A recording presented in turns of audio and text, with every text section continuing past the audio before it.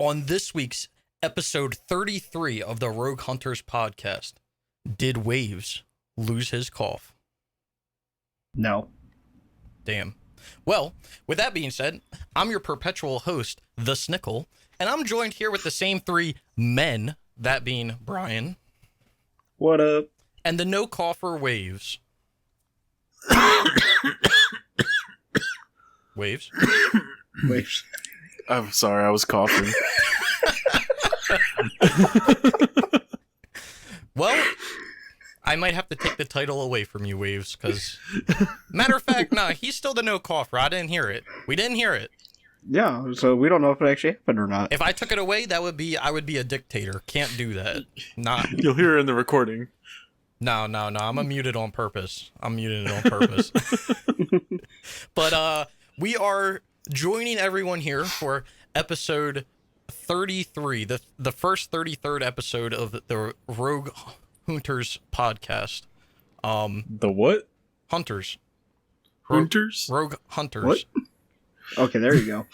Pronunciation. Listen, okay, my tongue fell to the left. Sometimes it happens. That may just be having a stroke. Anyway, we got a few good topics. You're not DSP. Yeah, you're right, man. I would love to just go on a rant about him, but can I just say one thing before we get to these topics? Yeah. Did anybody watch that man unbox a laptop? I did. He almost dropped the damn thing. That was the most boomer thing I have ever witnessed in my life. What's Windows Edge? Yeah.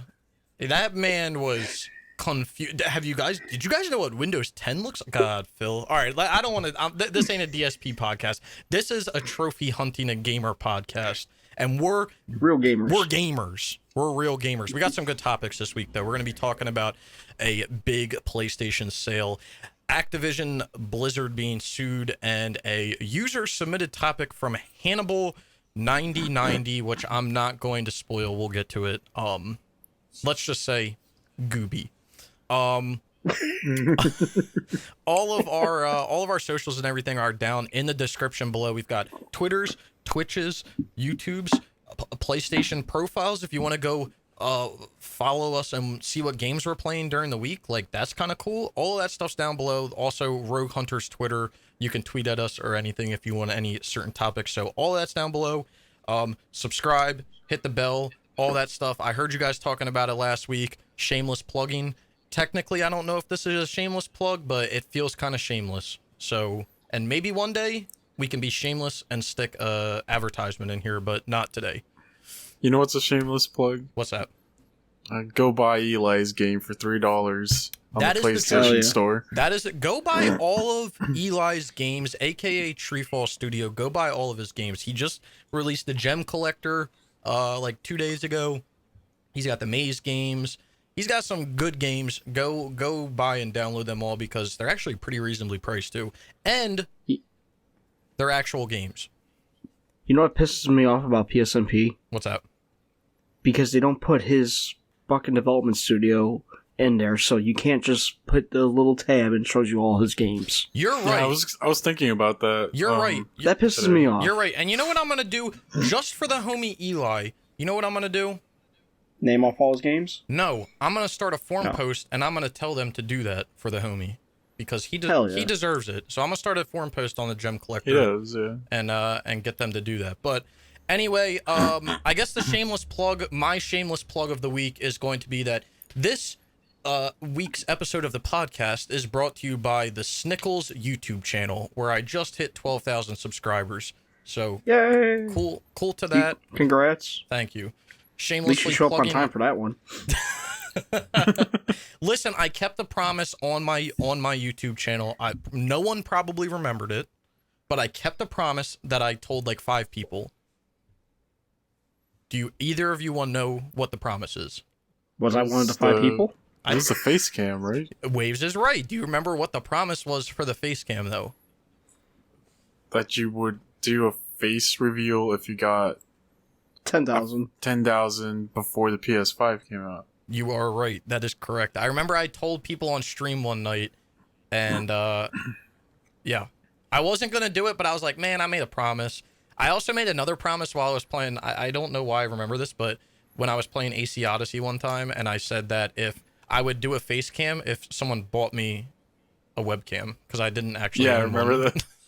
And That's when Andrew made the change.org yeah, and then petition. and then he clicked it and tried to add everyone in the server.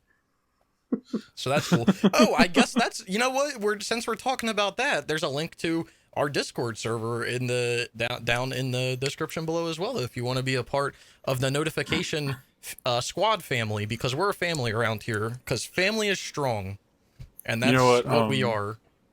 I'm gonna add another addendum to our introduction today because I just saw this right now. Okay, we have hit 5,000 viewers total. Did we really? Yep. Wow. Holy So shit. Pat on our back. So, Hey, we're making some congrats. progress out here. Don't worry, boys. Since we hit the big 5K, I'm gonna reach out to G Fuel and get us a sponsorship. Hell yeah. Where's that Taco Bell sponsorship? Yo, You know that what I mean? that would slam, honestly. Listen, if Taco Bell sponsored, I would drink a 2-liter of Baja Blast every single episode.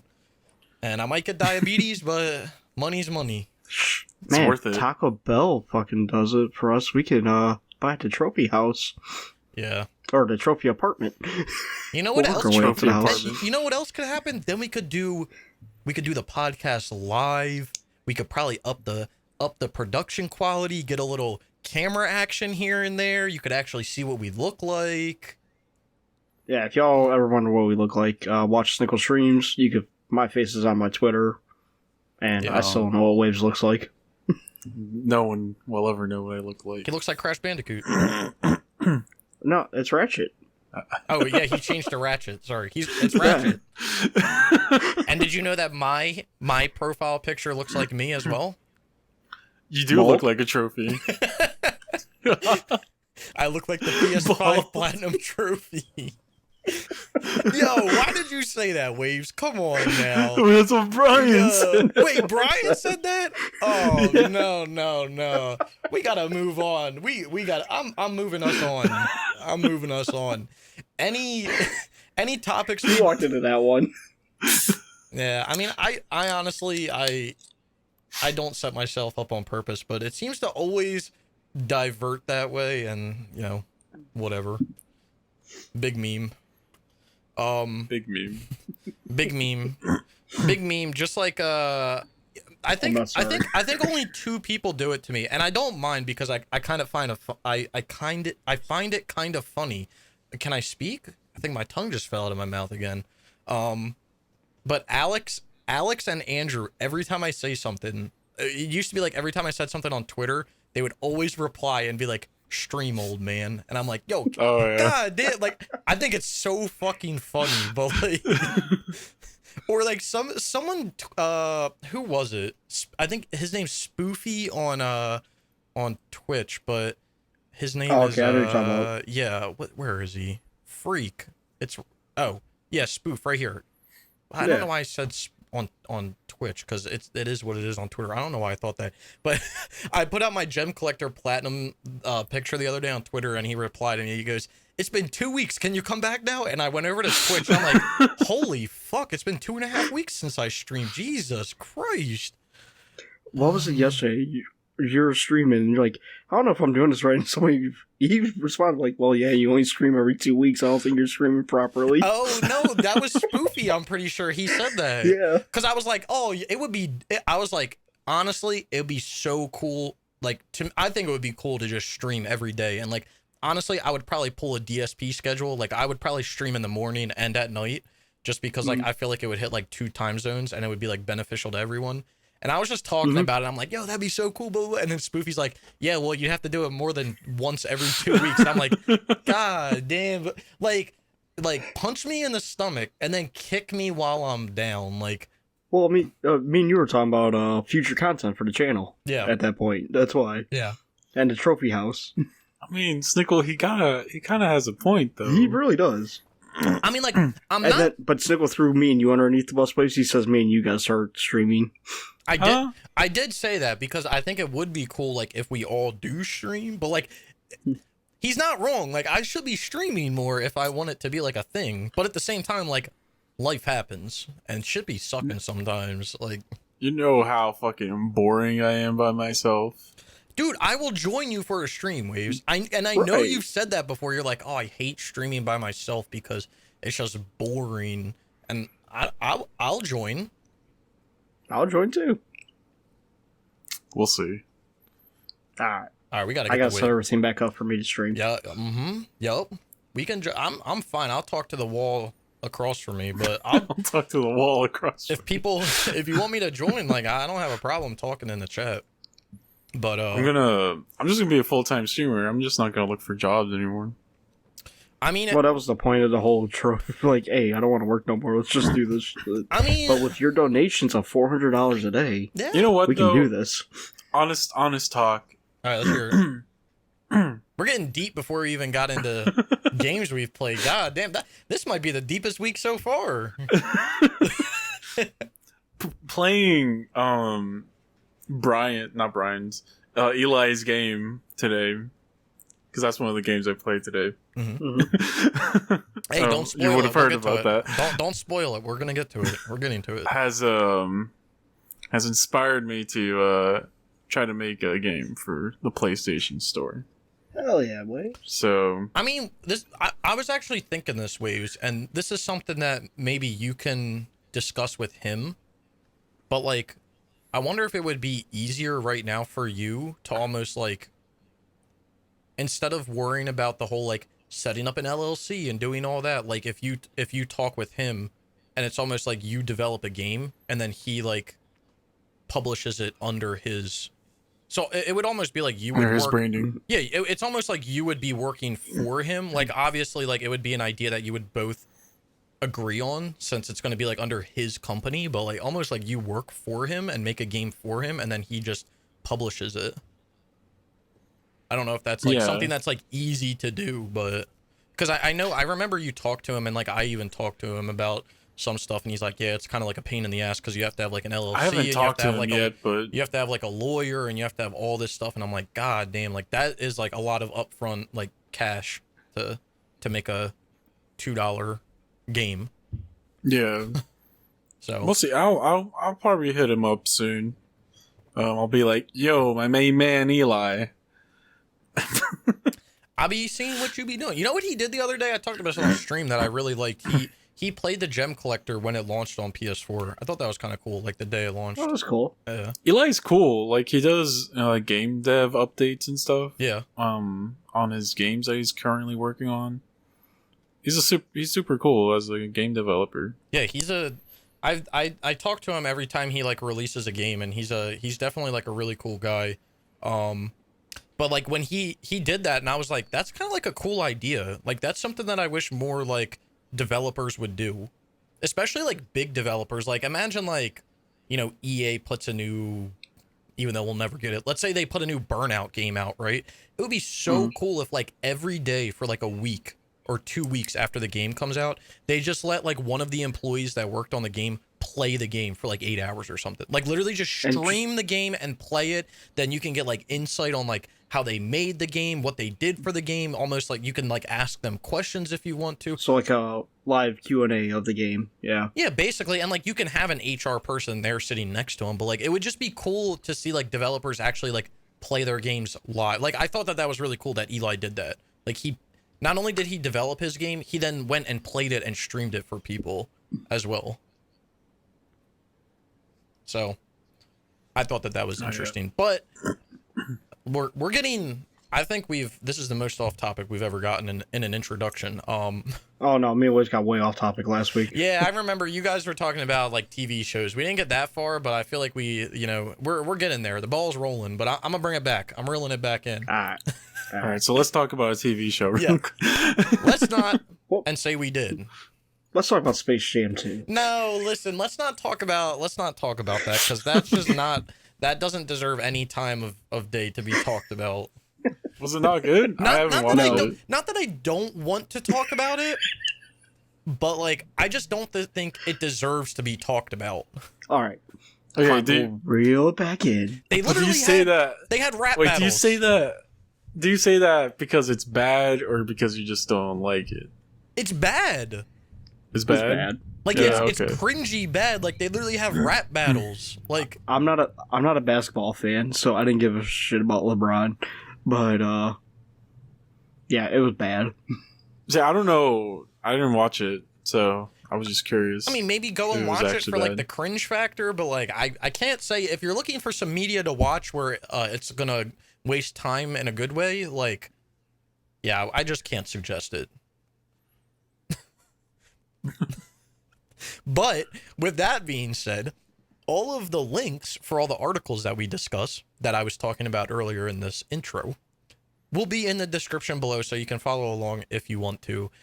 But anyway, with this almost 16-minute intro out of the way, what have you guys been playing this week, or last week, I should say? Brian, would you like to start us off? Not really, but I'll do it. First off, I'm 2 trophies away from my platinum Knockout City. Nice. All I got left is 1,000 KO assists, which I'm about 100 away from. And hopefully I should get my daily challenge done soon. That is yet to pop yet. Nice. And then I played and platinumed our boy Eli's new game, the Gem Collector, last night. After everybody goes over their games, I want to add a little something to this. But that's all I've been playing. Nice. So some progress, but Mm-hmm. Some games. It's been a real grindy week for Knockout City. So yeah, saw- I was actually looking. I saw that you're like really close to being done. yeah, I can't wait to be saw done. on your Twitter that you were gonna start Vampire or Vampire or Yeah. however you say it. Pretty soon. Yeah, I got about 30 games that I have on my that I want to start or have started or want to finish. So I decided to just work on 2 at a time. Knockout City and Vampire were the first 2 that popped up. So those would be the 2. As soon as Knockout City's done, I'll grab another one to go with Vampire. But So how did you choose that? Like, did you just do the random number generator? Or? no, I had all my games on a list and I just closed my eyes and pointed. Ah, okay. Vampire, or however you say it, like, just looks like such a cool game. I only Yeah. played it for like a little bit. I need So- to head back to it eventually. Yeah, so I downloaded it and it's ready to play. I'll probably play a little bit this weekend. I got a busy month ahead of me, so any games I could play, I'll take.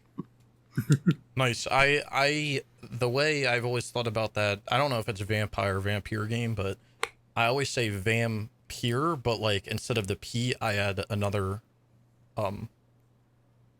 letter. I'll sub it out. Oh, That's Imagine a cool story, dude. Imagine a Should tell that at P. parties. Imagine a P, but it's mirrored. I don't want to say it on this video because, you know, It's people. not. But use some yeah, it's not. use some creativity and you'll figure it out. Waves. You're not supposed to be coffee. Mute that out, please. Oh, I'm sorry, I got a cough. Well, cool story that I had, but sounds like some good games, Brian. Yeah, I did enjoy the Gem Collector actually. After, I will admit it, I was like, all right, I'll give it. This is my first Eli game actually, so Mhm. I will go through his collection and get them all done now. So the thing I like about Eli's games, and I think I've said it in like the videos that I upload for his games, is that like, don't get me wrong, they're easy short games. But like he works on them by himself, so like it makes sense. But I do like that he, in like every game that you play, he basically makes you do like everything in the game. Like Gem Collector, he makes you collect like everything in order to get the platinum. So it's not like a rata game where like you play it for 10 minutes and no matter what you do, you'll get the platinum. Like you actually have to give some effort to get it done. So Right. I appreciate it. Definitely appreciate it. I really like the Gem Collector. It's pretty cool. Yeah. Yeah. Oh, you I was a also little hesitant about it at first, but then once I got like into like the second part of the first one, I'm like, all right, this is pretty neat. yeah, it definitely makes you think a little. The other games Eli made that I actually really like are the Perplexing Orbs games. Mm-hmm. Yeah, they're a lot of fun. All right. So, all right. Well, what have you been playing? The Wave. Honestly, not a lot. I've been working on some side stuff on my own. So I got the platinum in the gem collector. Yay! Congrats. Nice. That was fun. I played like a little bit of Doom 3 out of nowhere. And then On a little bit of the PSN 4. Okay. Fair enough. And then Metal Gear Rising Revengeance. I played for like I got 1 trophy in it. So Nice. Yeah, I remember you saying that when we were talking last night, and you said that, and I was like, ooh. You were saying that it was a little bit of a struggle to get back into. yeah, it was. I think the last time I played this game was like 2 years ago. Damn. So, and then when I came back in, I just started from where I left off, which was like halfway through the game on very hard difficulty. So, I got fucking destroyed. Yeah, I mean, So, that makes sense. yeah. I mean, When I'm looking at it, it doesn't look that hard. It looks annoying for sure, but okay. Yeah, I was just about to Looking ask, like- do you think it's a game that you can do, trophy-wise? I think so. I just have to put my time into it. I believe in you. Yeah, I believe. Because I feel like these games, once you like, don't get me hard, they are hard. Don't get me wrong, they are hard.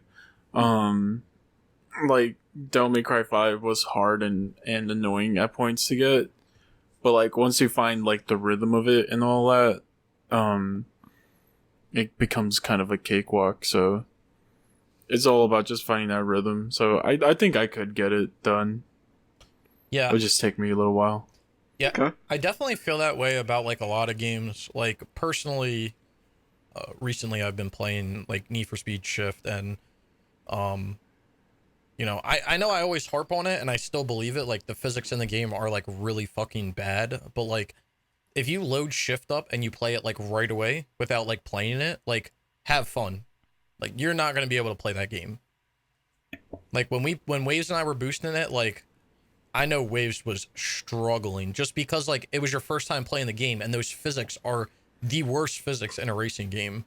Yeah. Or some of the worst. But like as I've been playing the game, I'm not saying the physics are better, but like you almost adapt to like how shit they are, and you just learn to like accept them and move on with your day. So Yeah, no. I feel like that's how it is with like a lot of things. Like just gaming wise. Mhm. yeah. Well, I think it's not just gaming wise. It's really like anything you do. Like I think about like playing like Rocket League, right? Like I haven't played Rocket League in a long time, but like that's a game where like if you've never played Rocket League before and you load it up, like you're not going to be able to play. But like if you were to watch me, like when Waves like watches me play, you're probably like, the fuck? But like, Yeah. it's just because I've played the game for like 600 hours. So like, I obviously know how to do things, and like I know like I've experienced more. So like you can like adapt to like other situations, which makes you like, I guess, better at the game. I don't know, but I feel like that's like again anything in life. Like the more you do it, just the more adaptable you become, and then the better you become at it. yeah, definitely. Like no one's gonna sit there and say like I've played Mortal Kombat for 1,000 hours and then like proceed to get their ass beat every single time. The only person that I think that happens to is DSP, but That's because it's DSP. yeah, that man will literally play a game for a living, say he doesn't have enough time to play the game, and then be ass at it, I can't wrap my brain around that complex, but like that man just lives his life on a whole different level. Yeah, he's like horrible at games. Oh. And then he looks like, well, I'm good at games. No, you're horrible at them. Yeah, He was the Street Fighter Alpha 1 on the PS1. Was it the Alpha one or Champion. was it Street Fighter 3 or 2 or something? That was the It Alpha is. 1. Whatever one he was the whatever at, it was like a jank version of the game. Like it wasn't even like the official. It was like an emulated version of the game. Mhm. And like It was a jank yeah. version of the game, and the only reason he won was because everybody no one played it because they said it was jank. everybody boycotted it. So they were like, "What are you doing?" Yeah, and he literally uses that as like an accomplishment, and it's like, oh, And come he on still came in now. fourth. Yeah, come on now. But like I hear him say that all the time about games. Like he'll be playing a game and he'll be like, someone will be like, well, like why can't you get better or something like that? And he's like, I just don't have time. Like the only time I play this game is on stream. Like I couldn't imagine if the only time I played a game was on stream, I would have about a half a game done. Right? Like Well, yeah, you only stream every 2 weeks. yeah, I just can't wrap my head around that complex that he has because he plays a game in the afternoon and he plays a game at night. And I mean, I guess technically he does beat his games eventually because he uploads the full gameplays on his YouTube channel. But like, I cannot, I don't know, man. Maybe my brain is too small. Just can't understand it. But Or everything, if he fucks up in a game, everything's the developer's fault or Oh the game's my- fault. don't He did even nothing wrong. don't even get me started how he'll talk out of his ass for no. He'll be like, "Did you guys see that? There's this glitch that's happening in the game. It's this glitch where I whatever." And it's like, "No, Phil, you're just an idiot. Like, it's not I a like when glitch. his, You're a fucking idiot." Like, His PS5 pros with Ratchet and Clank, and he's like, I've never turned off my PS5. It's been sitting over there turned on since launch. Oh my god. I mean, to be fair, I leave my PS4 in rest mode for a decent amount of time. I think. Yeah, but like, he leaves this shit on the floor though. yeah, that's a little wrong. I mean, I do restart it every once in a while just because I know it's healthy for the equipment. Same thing with like computers and stuff. Like, you shouldn't just put them in sleep mode or rest mode all the time. You should give them a good reset every once in a while. But I've always left my PS4 in rest mode, so I never had issues. I know No, everybody but always were like, This is DSP, who his office is dirty as shit. It's Well, on carpet, and just it's, aside from DSP, I always hear people talking about how they like their consoles bricked while it was in rest mode, or their hard drive wiped while it was in rest mode. I don't know what they're doing, but I never had that issue. No, I mean, the only way that I can see that being a viable solution, because I think I did have that happen with my external hard drive. I think it bricked, but I think it bricked because my PlayStation was in a rest mode, and then someone just like cut the power, and for some reason like that like bricks things, which like I don't understand fully, but like okay. okay. But yeah, that's why the infamous done folder got nixed, because my hard drive bricked. But just a piece to folder. That was my favorite part of the stream. putting the game in the done folder, not deleting it, putting it in the done folder. Mm-hmm. That's the most important part. Okay, well, is that all you've been playing, Waves? That's everything? That is all I've been playing. Nice. All right. Nice. So, what have you been playing, Snickle? Do I have to go back to the week that I missed? If you feel like it. So I got to I go back. feel like, yeah, I we got to kind go. of went over it. I gotta go back to the 8th. I mean, it's honestly not too much. It's gonna be the same shit. So I ended up finishing up the man. I just looked at this and it made me sad. I finished up the Assassin's Creed Valhalla Mastery Challenges, and I swear Ubisoft knew that we were recording this podcast tonight. And what did they decide to do? Release the Siege of Paris DLC pack and put it on the list. So back down to 86%, not back to 100%. That sucks ass. It was so funny, though, because you were having so much trouble with that fucking thing, and then they put a patch out to make it easier. Oh yeah, don't even get me started on that. So I ranted about that in my trophy talk and in this podcast that the fucking mastery challenges are dog shit, especially the one that I was on. And the last podcast that we recorded, I was trying the mastery challenge before the podcast. We recorded the podcast, and then I told myself I was not going to bed till I finished it after the podcast. Wave stayed up with me until I beat it, went to bed, woke up the next morning, Ubisoft put out an update to change the challenge so that it was easier. Oh, okay. I guess just whatever. I was gonna say something, but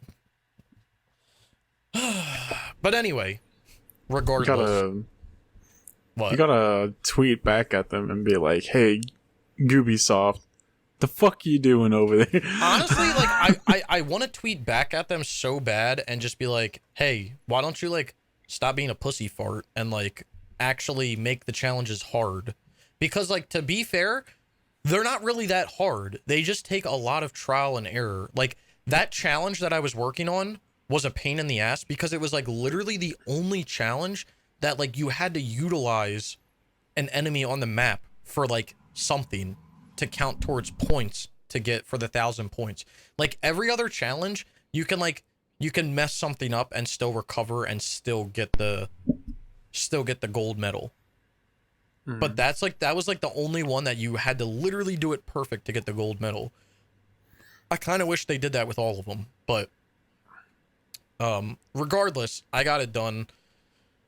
It was I mean, it was what it was. But of course, you know, I thought I was living large and they put the Siege of Paris DLC out. I don't know when that's going to drop. I'm in the Ubisoft or I'm in the Ass Creed Discord server. And let me look up their news. I don't know if they have it. I don't know. Game updates, maybe? They put out a hotfix yesterday. But they have nothing about when this new DLC is coming out. So, yeah, I have no idea. I don't know when that's supposed to come out. Isn't that the DLC they announced during the E3, summer? yeah. Yeah. I'm looking it up. Hold Forgot on. about that. I'm looking up the release date for it. Summer 2021. So I guess it's going to be coming out in August at some point. They just said summer. Okay. I mean, whatever. I'm not mad. Like, the DLCs that they put out are fine with me. Like, the Wrath of the Druids DLC was fine. I mean, it was more of the same, but, like, it was fine. The Mastery Challenge was just fucking annoying because, like, I didn't want to do challenges, but, like, whatever. But, I finished up the Mastery Challenge in Valhalla, and then I played in Platinum the Gem Collector. I got that. I was the 3rd Platinum Achiever. I could have been the 2nd, but actually, I probably could have been the 1st, honestly. I Platinumed the game on July 18th, which was last Sunday. Okay. I was given the code, like I was given the press code on, I think it was like the 11th or something. I literally got the code, I don't even remember. I'm pulling it up. Hold on. I got the code on the 12th. So I got it on the Monday before, or the Monday before. So I could have got the platinum on the 12th, but yeah, I didn't. You want to know an interesting story about Eli's games? What? So I got a press code for May's Pedestal of Trials. Mm-hmm. And I actually platinumed the game before Eli even did. I'm like the legit like first person to ever do it. But the interesting thing was I got the code, and literally right when I got the code, I put it in and I redeemed it. And the codes are like, it's just a code for the game. It's nothing like, it's not like some fancy, like, you don't get like fancy shit. It's just like a code for the game. Like Eli he'll give me like screenshots and stuff in like the press kit. But it's like, and he'll give like general info on the game, like how much it cost, a link to like the trailer for the YouTube video, the date that like the embargo drops, like basic info. He just puts it in a Word document and then sends it. But when I played May's Pedestal of Trials, I played it so early that the game wasn't even on PSNP yet, like trophy wise. And yeah, that happened to me with My Name Is Mio too. That happened with me with Borderlands, the PS4 edition. Did it pop up and say like PSNP like error or something as like the game? Yeah. Yeah, it was like the weirdest thing. I didn't know that that's what you experienced with My Name is Mayo Waves. I remember like you were having issues with your account, but like I remember I wasn't able to open my trophies. yeah, it was so weird. But like, did it for either one of you? Did it like mess with your PS4 at all? I couldn't open my trophies at all. See, It would not show up like like for that game. It wouldn't show up or anything. Like I couldn't. You know how like you get like the PlayStation button and like you get like the trophy list. You know. yeah. It wouldn't even show up there. So I Like, wonder if it none of wasn't the even trophies. loaded onto the PlayStation Store. With Eli's game, so with the Maze Pedestal of Trials, the game was on or the trophy list was on my console and like I could see it, but it hadn't been added to PSNP yet. It was almost in like this state of limbo where like PSNP hadn't updated from the games that had been added to the PlayStation Store. It was really strange. So like I could see all the trophies on my PlayStation, but I couldn't see them over on PSNP because it just said like error or something like that. It was really strange. Yeah, for me, it was error on PSNP, and I couldn't open my trophy list at all on the PS4. Damn, hit my man with the double whammy. That's crazy. But yeah, I was able to. I played the Gem Collector. I really enjoyed the game. And then I've been playing most of my time in the past. I wouldn't even say week really. It's been like the past few days. I've been playing Need for Speed Shift. Waves and I finished the online, and I'm just working through the career mode. And then after the podcast, I'm actually going to start on the DLC just to knock it out. You gotta finish the second games online. Yeah, I need to find a third person. If anybody's listening and they own Shift, please let Waves. Shift 2. Yeah, sorry, Shift 2. Sorry. If anyone here owns Shift 2, even if you've completed the game, like if you could just hop on for like 10 minutes to help Waves out, I would greatly appreciate it. You can add us on Discord or whatever, because Waves for Shift 2, Waves still needs there's a trophy for going down to it. Hold on. There's a trophy for completing an online catch-up pack and an online catch-up duel. And for an online catch-up pack, you need 3 people. So, if anyone has it, please help the homie out. But yeah, I've been playing Shift. So if anyone's wondering, I have my PlayStation on right now. Let me go and check. So there's a trophy. The hardest trophy in the game is to get 20 epic badges. Currently, I have 1, 2, 3, 4, 5, 6, 7, 8, 9, 10. I have 11, and I'm close to 3 more. So, that would be what, 14. So, I'm making my way, and I'm trying to get that done. But definitely, interesting to say the least. You want to know? I don't think I'm gonna finish that game. No, you will. So they say, so Shift 1, I was reading the guide. Shift 1 says that it takes I think they say around 35 hours to get the platinum. So, I think that's definitely doable, Waves. The run, I know you're close to the run, aren't you? Yeah, I keep getting stuck though. I think for me personally, like the run will probably take me like 3 days, maybe, not even, because I'm almost done the story. I think I'm like 2/3 of the way done the story, and then I just have to do the challenges after that, because that's cheat the hardest difficulty. Yeah. Yeah, you can just do like the last mission, right, or something like that. Yeah. The last race. Yeah, that game literally has like a similar trophy list to like Shift 1, where it's like get level whatever, beat the story, do the challenges. Like Shift 1 is like the same way. It's like level up, beat the story, earn badges. So I keep getting stuck on the run. I try to get those gold medals, but I'm bad. Just bad. Nah, I know you can do it, Waves. I believe in you. Yeah, I'm gonna pay Snickle to do it. I believe in you, Waves. I believe in you. But No, I'm kidding. But yeah, like shift and the run have like similar trophy lists. So my goal is I'm going to try to finish shift by Sunday maybe at the latest. Mhm. And then I'm hoping to start the run, and then hopefully I'll be done the run by early next week. My goal is to get the run done before the end of the month, so that it gives me a full month to play Shift 2, just because I know Shift 2 is going to be a little bit of a,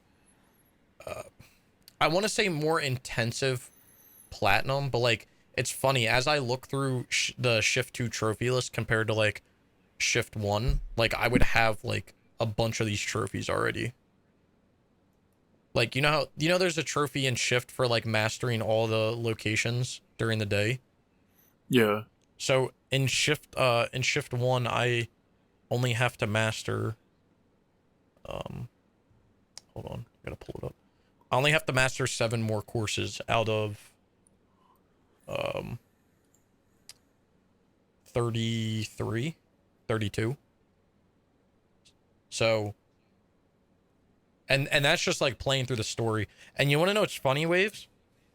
What? I almost mastered all of the Nürburgring. Oh, really? I literally fucked 3 corners up, but like I almost mastered the whole course, yeah. Because I was gonna skip the mastering the course for the European tracks because of the Nürburgring, but when like I almost mastered the whole thing, I was like, ooh, because it really wasn't like super bad. I don't know if you have to do it because it's broken down into sections, and I don't know if I think the Nordschleife is the whole course, so I think, yeah, you probably have to master the whole thing. So, but I'm like really, really close. But yeah, I'm making progress on that. Again, I'm hoping to have the DLC. I'm going to be working on the DLC after the podcast tonight, probably for a little bit, depending how late we get done. And then tomorrow, I'll hopefully beat the DLC by tomorrow, and then get started on the final tier tomorrow night at some. I don't know. I'm trying to get done by Sunday. That's my goal. Sounds good. That's me goal. I believe. But it's definitely still a shit game, physics wise. But yeah, that's about all I've been playing. All right.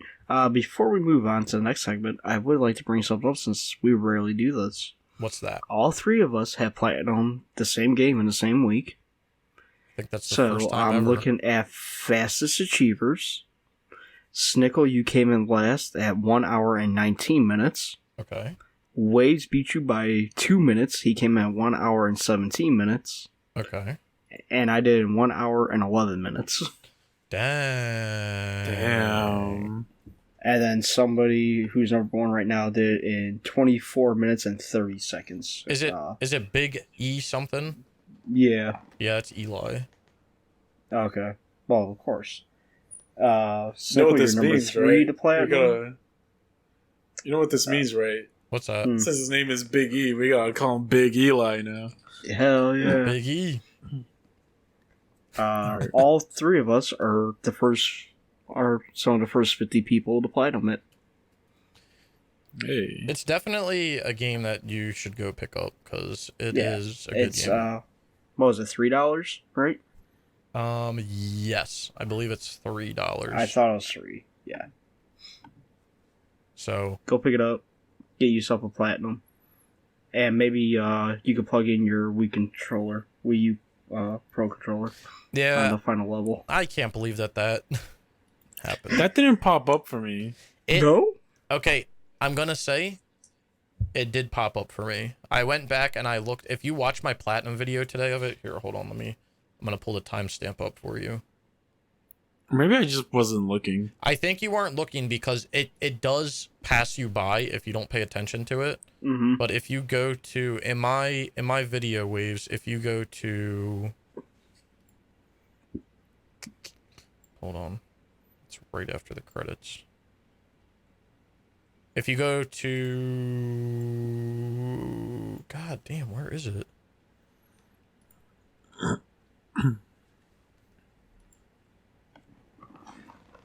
It was in the treasure area, wasn't it? Brian? I'll take your word for Yeah. it. It looks At like the it's very close to beginning. the end.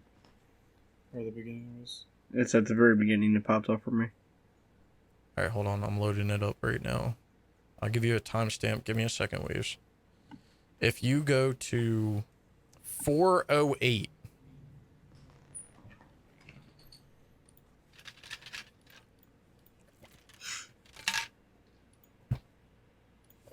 you will see it.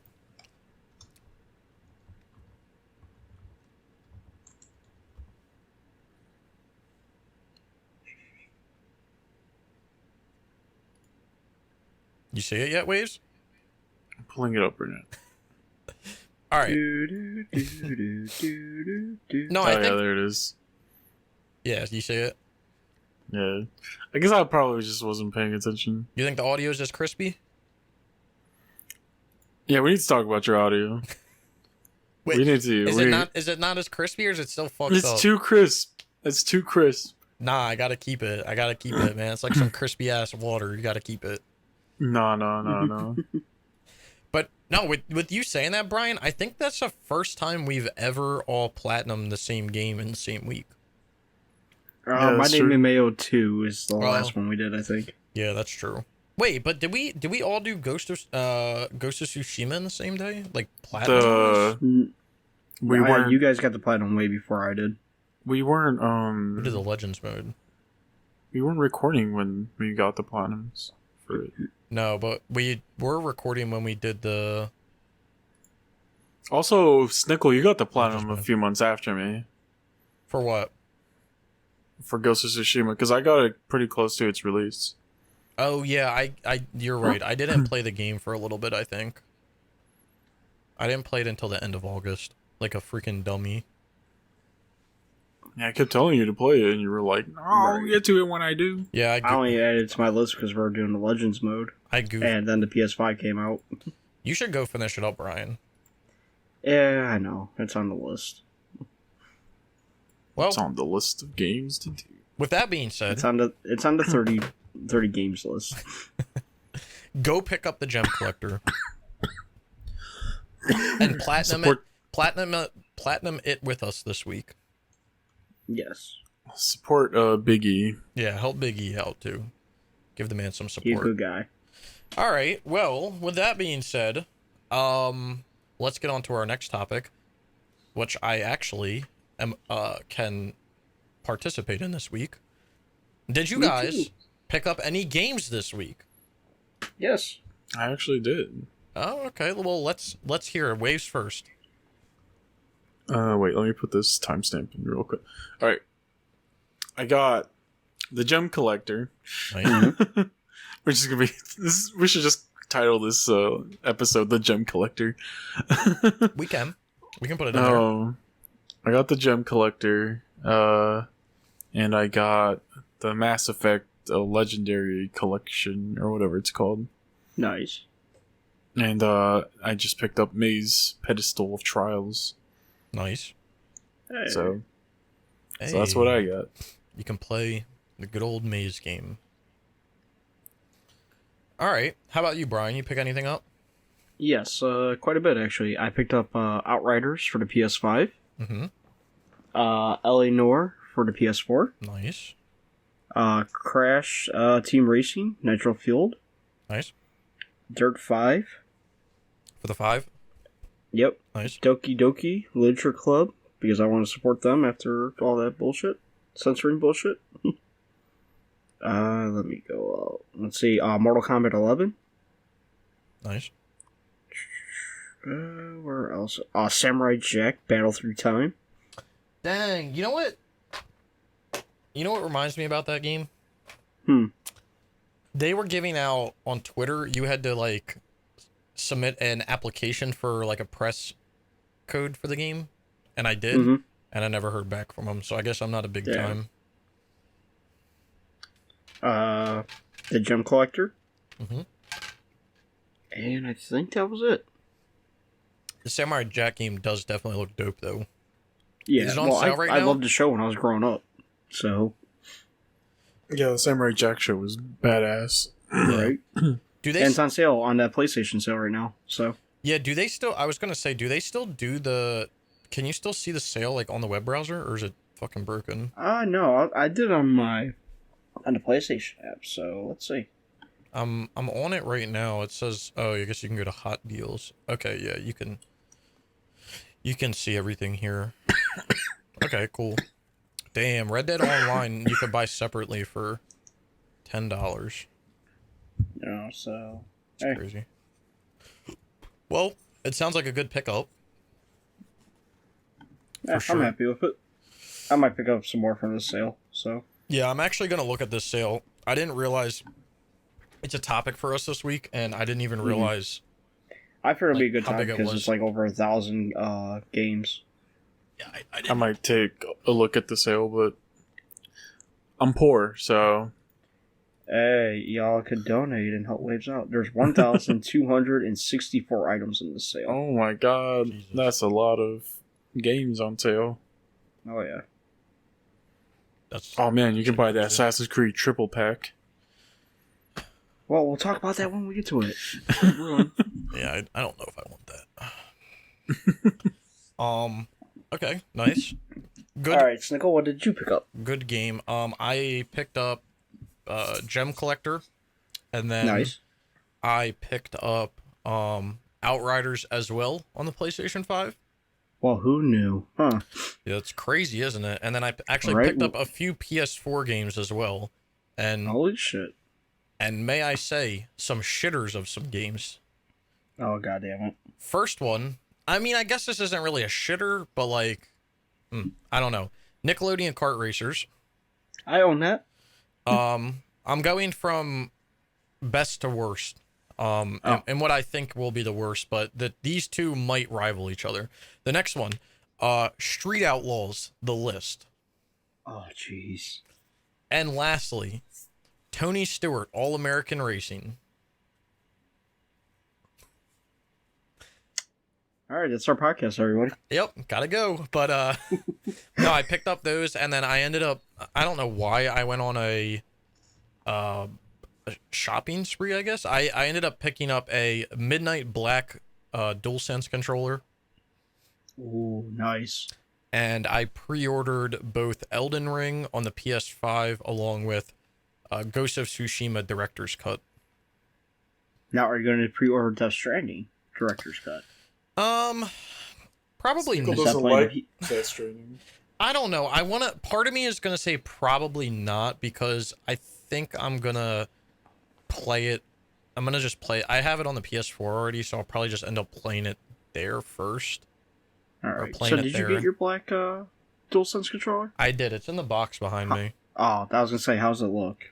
I mean, it definitely looks good. I need to actually use it because I haven't been doing that with any of my controllers, but I'm up to 3 PS5 controllers. Yeah, And I the got about the PS5 is still in the box too. Nah, it out, but like I ain't got nothing to play, so. Like, I'm trying to decide, do I want the Midnight Black or do I want the Cosmic Red? Midnight Black looks amazing. I was It thinking really does. I was thinking about the Cosmic Red, but the Midnight Black was cheaper, and I just think it looks better. I mean, Yeah. no, I'm more of a fan of the black and The blue, black. so Yeah, I agree. that's what I ended up going with. But what was I gonna? I was gonna say something else. Fuck, I can't remember. I don't remember. I lost me train of thought. Well, that's not hard for you. Yeah, I know. I remember what I was gonna say. Because it was in regards to the Death Stranding question. So this is something that I've been trying to, well, not figure out, but it's something that I've been thinking about over the past like few weeks of me having my PS5 and not even playing it. So like, I want to. I'm going to play games, but like, there's games that like I've bought on the PS4 that are like coming out on the PS5, and it makes me like think like, oh well, which, like for instance, Death Stranding, right?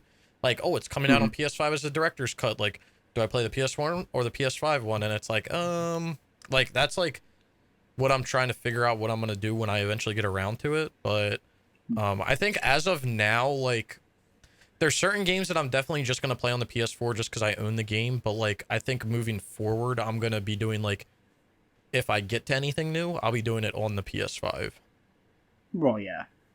Just because like, I think about it back to like the PS3 to PS4. Like, I was basically doing everything new on the PS4, and now my dumbass is going back and doing the PS3 stacks because I'm stupid. But I don't know. I was just thinking about that because there was a few games where like I had the PS4 version, and then there is a PS5. Like, for instance, another one is like Star Wars Jedi Fallen Order.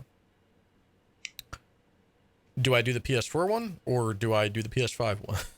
Or do I just say fuck it and do both of them because I was already going to stack it anyway and do the EU one? So do I just triple stack it?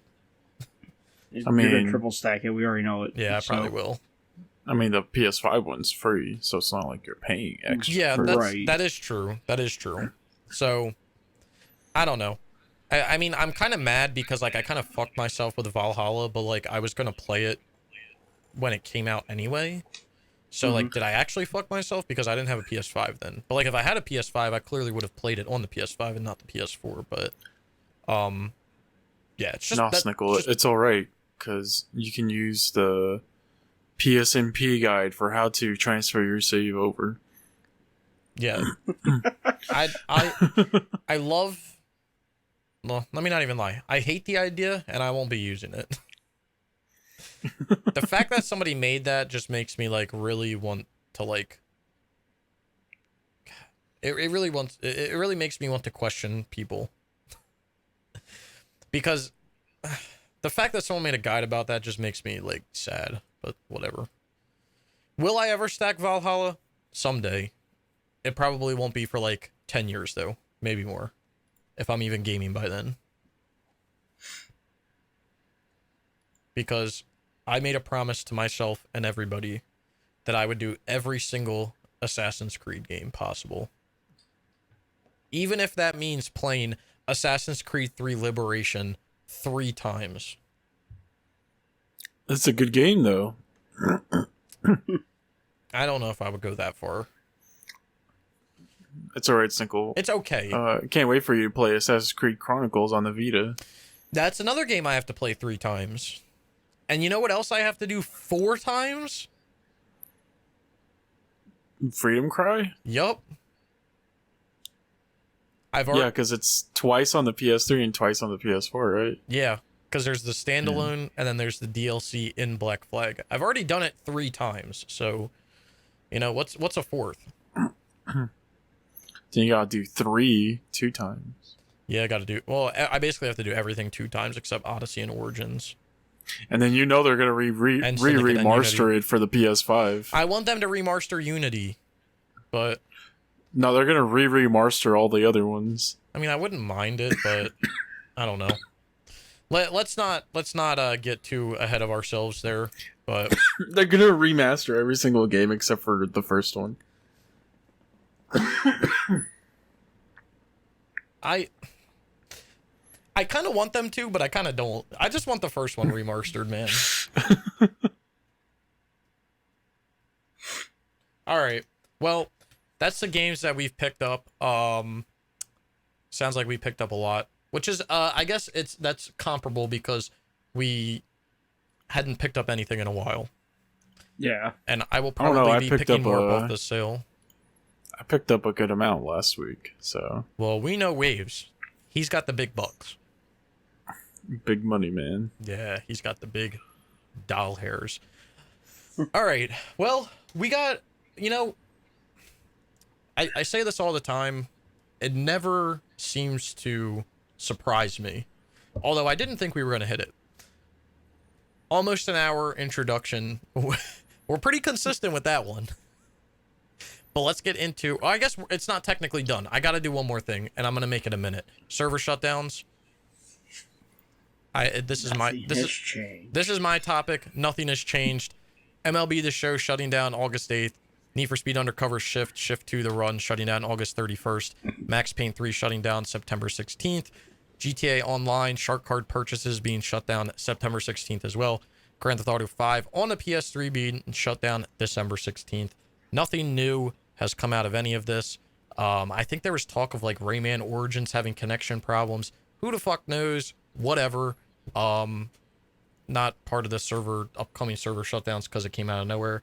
With that being said, that gives us exactly a minute to now we are at an hour to get into the meat and potatoes of the podcast, which is our topics here.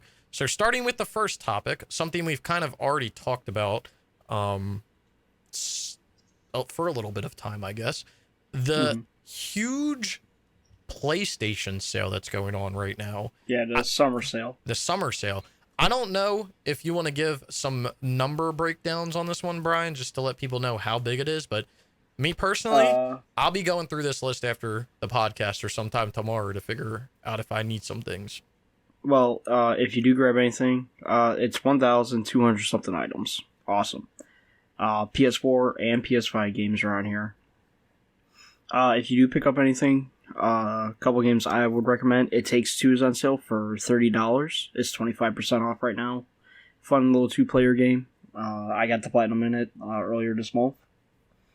A lot of DLC that you can pick up, like season passes and all that, are on sale for decent prices. Cars Star 3 Wars is on sale. Yep. Star Wars Jedi Fallen is on sale for $25. Tony Hawk's Pro Skater 1 and 2 is on for $40. Crash is on sale. Yeah, Crash Everybody on sale, buy Crash Bandicoot 4, please. Yakuza Like a Dragon is on sale for $38.99. Sorry, I'm going through this pretty quickly. Assassin's Creed Odyssey Season Pass on sale for $20. That's half off, actually. Oh man, all of you, go buy Devil May Cry 5. Yep. Predator Hunting Grounds on sale for $24.99. Or no, sorry, $14.99. Judgment, I heard that's supposed to be really good. $25.99. A lot of Lego games. Need for Speed Heat. We're not even going to talk about that. I picked up Dirt 5. It's $17.99, or you get like the Year 1 edition for like $6 more. So I just picked up the $6 more one. Yeah, it's probably smart. I don't know what DLC it comes with, but How are they going to put Devil May Cry 5 on the PS4 on sale, but not Devil May Cry 5 Special Edition on the PS5? Right. They got the Batman Arkham Collection for $15. So that's pretty good, actually. That's all three, right? Huh? That's all three, right? Yeah, that's all three. Dang. There's some... Get all those, Assassin's Creed Origins Season Pass for $15.99, which is 6% off. The Jak and Daxter bundles on sale for $20. Is Call of Duty on sale? Probably. Who cares? Fuck Activision. I need to get that Ghost DLC before Snickle comes down my door. Yeah. Chill. Star Wars Squadrons is on sale for $20. We bought that when it came out. We never played it. Hey, we'll get around to it. Don't worry. It's alright. They give it for free, so. Alright. Injustice 2. Oh. They get the Tomb Raider Definitive Collection. So the 3 reboots of Tomb Raider are all together for $20. That's pretty good. Outer Wilds. I heard good things about that. That's on sale for $14.99. Outer Wilds is a good game. Injustice 2 Legendary Edition's on sale for $18. Project Cars is on sale. Yep. Bug Snacks, or Snatch, I should say. It's on sale. Kingdom Come is $10. Dang, Ancestors is on sale. There's some good sales here. I would look at... If you guys are looking at anything, I mean, I would look at the biggest thing I always look at in these sales is season passes. Just because like season passes typically never go on sale unless it's like a big sale like this. So if you can find any sort of like season pass for a game that like you really like, that's just kind of like stupidly priced. Like I would definitely suggest, like I think Assassin's Creed Origins and Assassin's Creed Odyssey both both their season passes were on sale. Yeah. I mean that's They're what both over 50% off. yeah, that's what I would look for, or like any sort of bundles, like Game of the Year editions or anything like that. I would look for those as Yeah, well. they got Mortal Kombat 11 and Injustice 2, like a bundle for both of them together for $35. That's pretty good. There is a game you have to buy, Snickle, that's on sale now. What is it? Beach Buggy Racing 2 is on sale for $16. 16? Yep. Dang, Republic Commander's on sale. But anyway, back to that. They're fucking high. There's no way. 16. They only did 20% off. Listen, Vector Unit. This game should be $3. The fact that you're charging people $20 for this game is robbery. Like, honestly, I would rather take my $20 bill out back and bury it in the dirt before I gave it to you for this game. Wolfenstein 2 Season Pass is on sale for $10. What's up, Waves? Sekiro's on sale. Nice. Yep. Grid is on sale. The reboot, nice. Yep. Donut Hunt. Oh, Gravity Rush for $9. Damn, Who Wants to Be a Millionaire is on sale. Well, there'll be a link down below. Oh, yeah. For this. Well, I'm reading everything. Yeah, I put a link of all the games are on there. But if you go to the PlayStation website and go to digital sales, you'll see the prices for everything. Yeah, I mean it's definitely a good sale. There's some combo packs and shit like. There's something for everybody in that sale, I think. Dead Island Definitive Edition for both of them, $4.50. I mean, even though those games are dog shit, $2.25 per game. Like, you can't really beat that. I'm ready to get like an email from my credit card company, like, "Hey, you just spent like $60 on games. Was this you?" Listen, I'm not spending a dime on the PlayStation Store for a little bit because I dropped like $600 on PS3 DLC, and I think I deserve Really? a little bit of a pat on the back. Did you really? Maybe it wasn't remember 600. that? Maybe it was like 300 or 400. I did like 200. Yeah, I actually bought so many PSN cards on Amazon that they had to call me to confirm that it was me buying them. Oh, PGA Tour 2K21's on sale for $20. Yeah. Is it worth it, Snickle? I mean, if you like golf games, yeah. If you're looking for like a easy platinum, nah. And NASCAR Heat 5 is on sale. There's 5 of them now? Yeah, I can't believe that. I'm surprised there was even 2 of them. Damn. But all of you do yourselves a favor. Go Buy check it Devil out. May Cry 5. Buy Republic Commando. buy Final Fantasy 15 Comrades. Buy Final Fantasy 15 Comrades. Wait, Buy the Ezio collection. golf with your friends is it's only this is a pack. I was gonna say it's 99 cents. What the fuck? I don't know why, but my PGA Tour 2K21 multiplayer guide video has the most views out of any of my multiplayer guide videos, and I don't know if it's because it's a newer game. I don't know why, but it doesn't make sense to me. People want to, play your game. I mean, watch your videos, I mean, maybe. I don't know why they would want to do that. Xenon Racers on sale.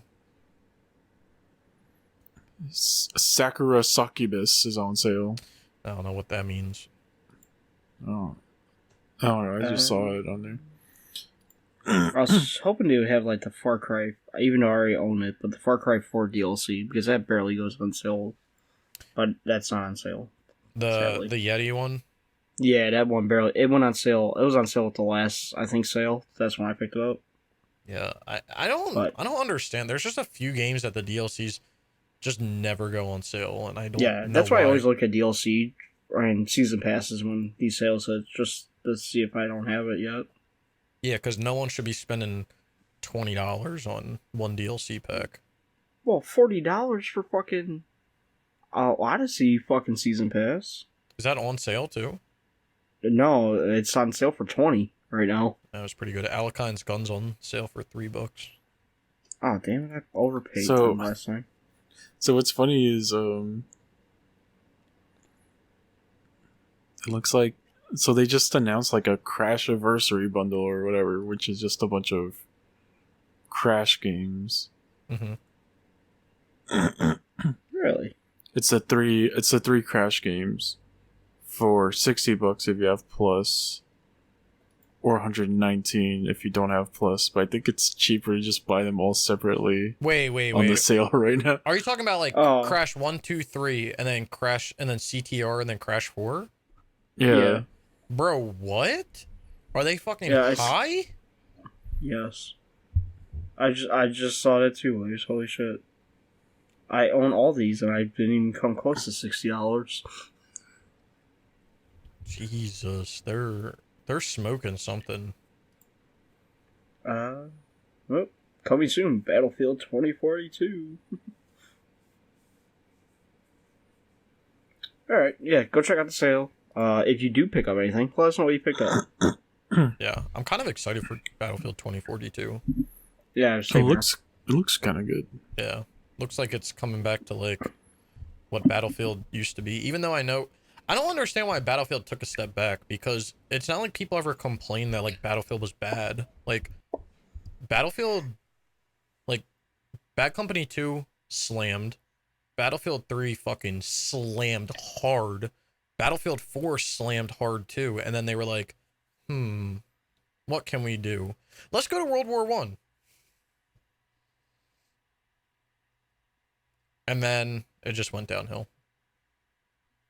But we back.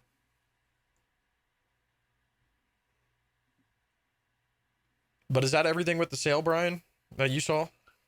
For the most part.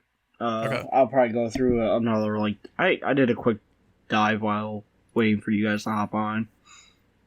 Okay. I mean, there's a lot of stuff. Yeah, there's a shit ton. I just want to sit down and, like, I'll add that. And will Sony let you fucking put more than, like, so many items in a cart at once?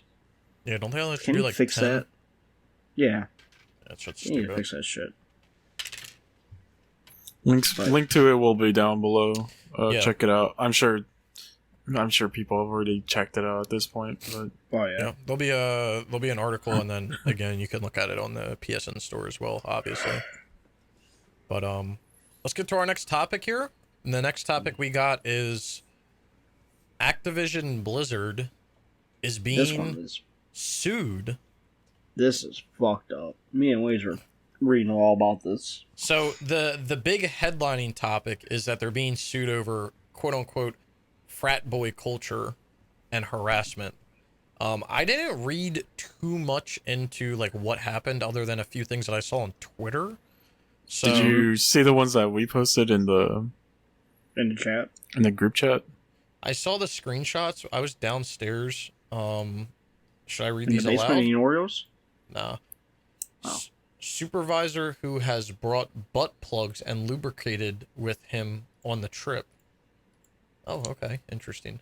Ranking executives and creators engaged in blatant sexual harassment without repercussions. In a particularly tragic example, a female employee committed suicide during a business trip with a Huh? Mm-hmm. Yep. Keep reading.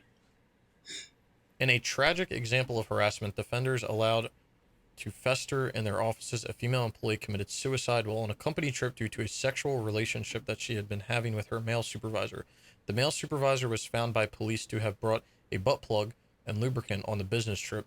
Another employee confirmed that the deceased female employee may have been suffering from other sexual harassment at work prior to her death.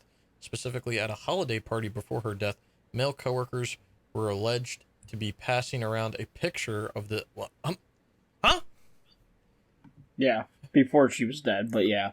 Yep. Good lord. Yeah. There's This is really fucked up, and I hope this lawsuit fucking tears the shit out of this company. This is not right. I mean, I don't know about like Activision, but like Blizzard kind of been...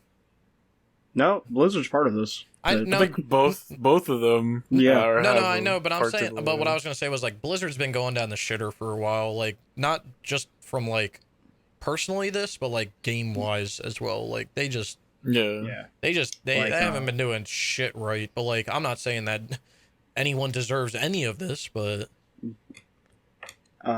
if female employees working for the World of Warcraft team know that male employees and supervisors would hit on them, make derogatory comments about rape, and otherwise engage in demeaning behavior, the agency out.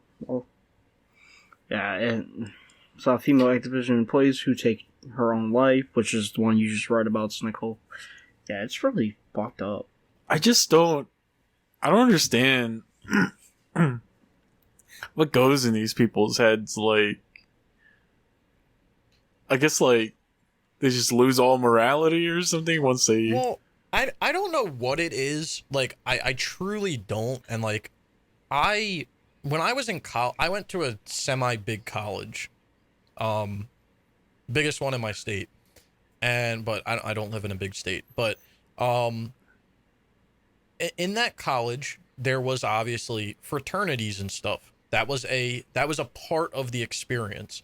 And ever since I went into college, throughout the years that I was in college, I don't want to say I despised fraternities, but I never wanted to join one.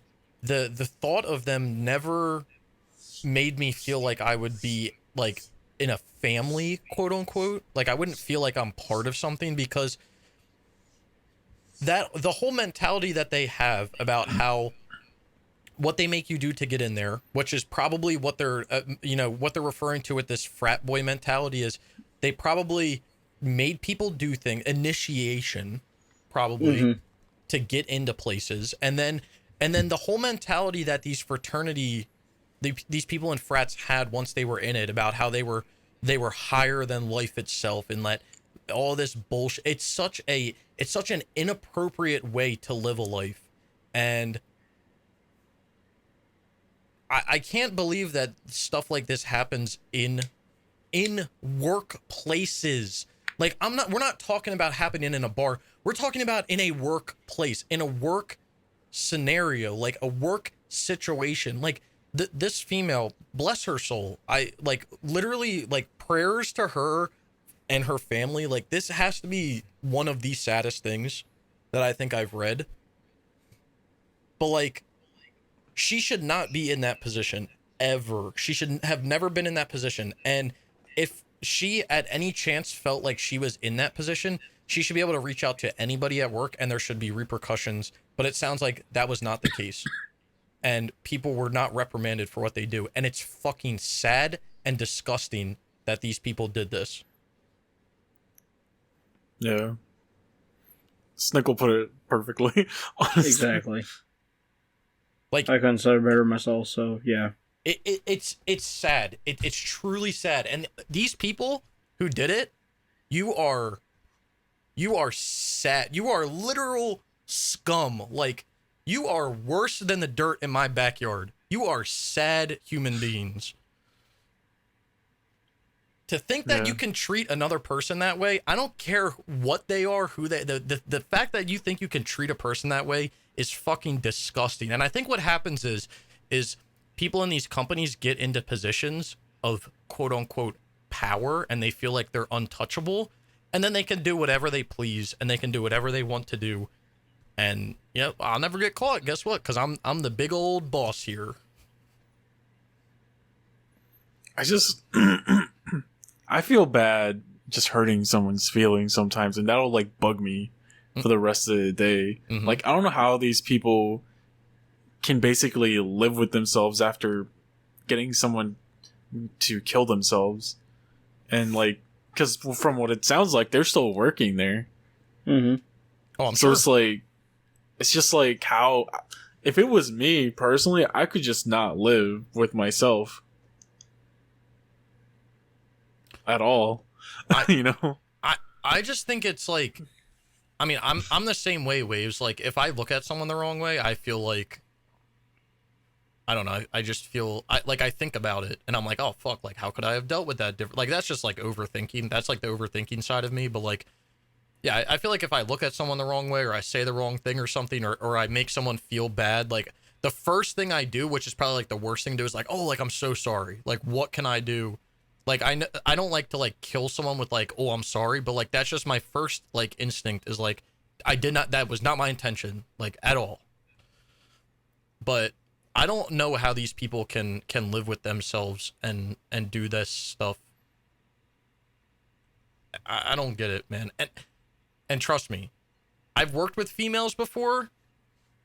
Never once in my mind did I ever have a thought of, hey, let me engage in some sexual banter at work because I'm working with a female. Like, no, you're actually the most inappropriate person if that's what you did. Like you're fucking disgusting if that was the first thought that went through your mind is, oh, we're working with a female now. Let me go sexually harass her or verbally harass her. Like, you are there's something wrong with you.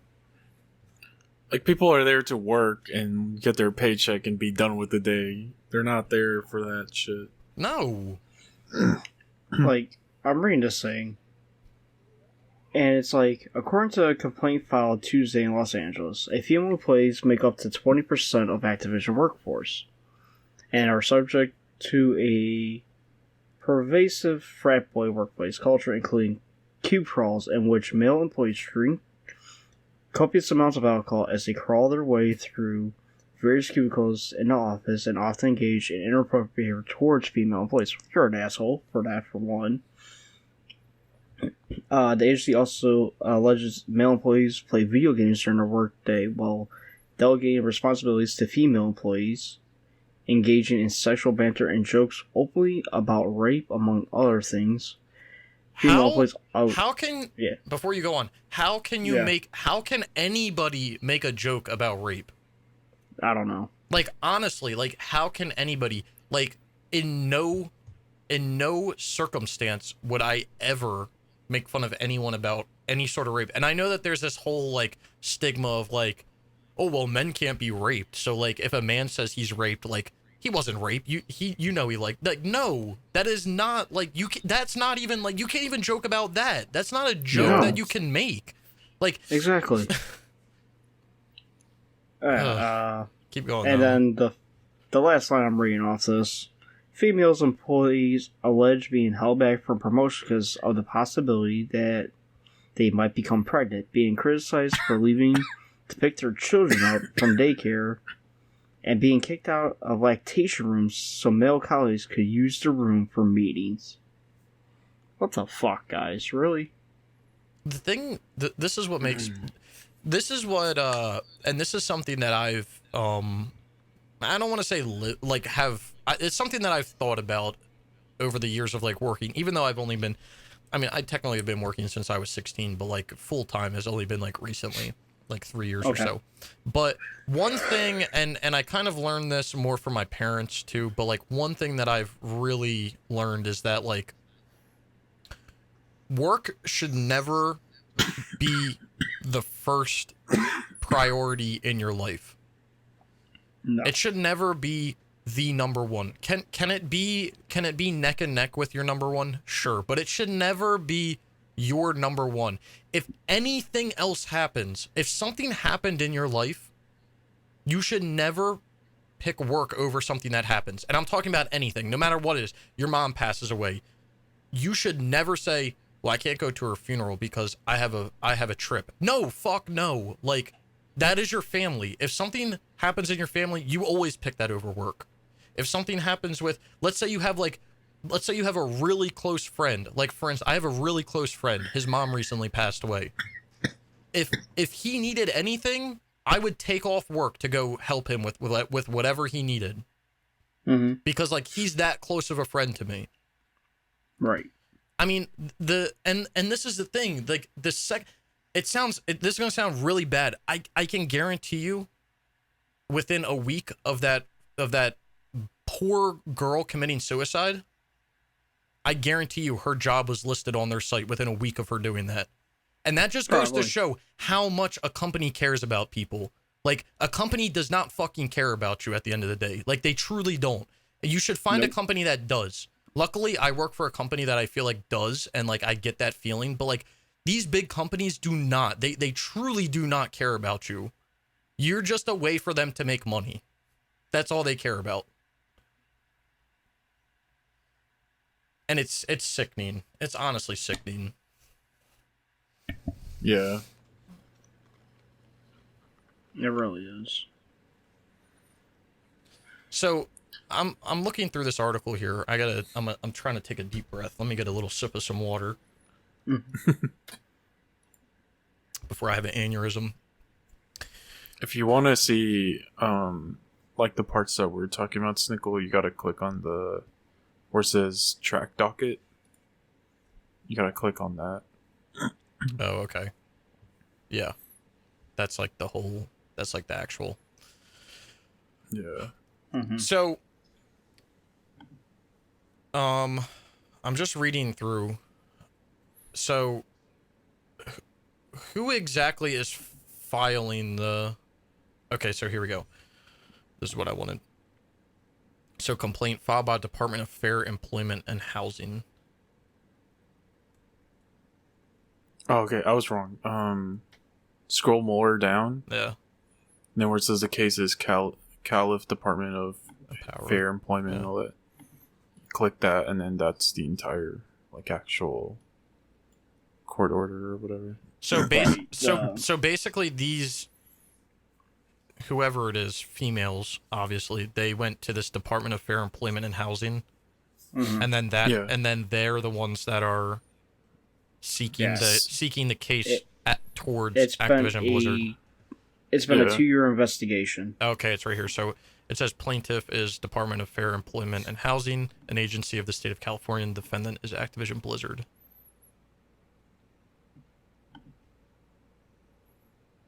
Yeah, I mean, I may read through this to read all the details. I saw stuff on Twitter and I wasn't like, I don't know, my stance doesn't change at the end of the day. It's fucking disgusting. Like, holy shit. It's truly disgusting, and the fact that it went to the level of someone committing suicide is like the most disgusting part. And like, I'm not saying that you can't go to work and have friends at work, and you can go to work and, you know, joke around with friends.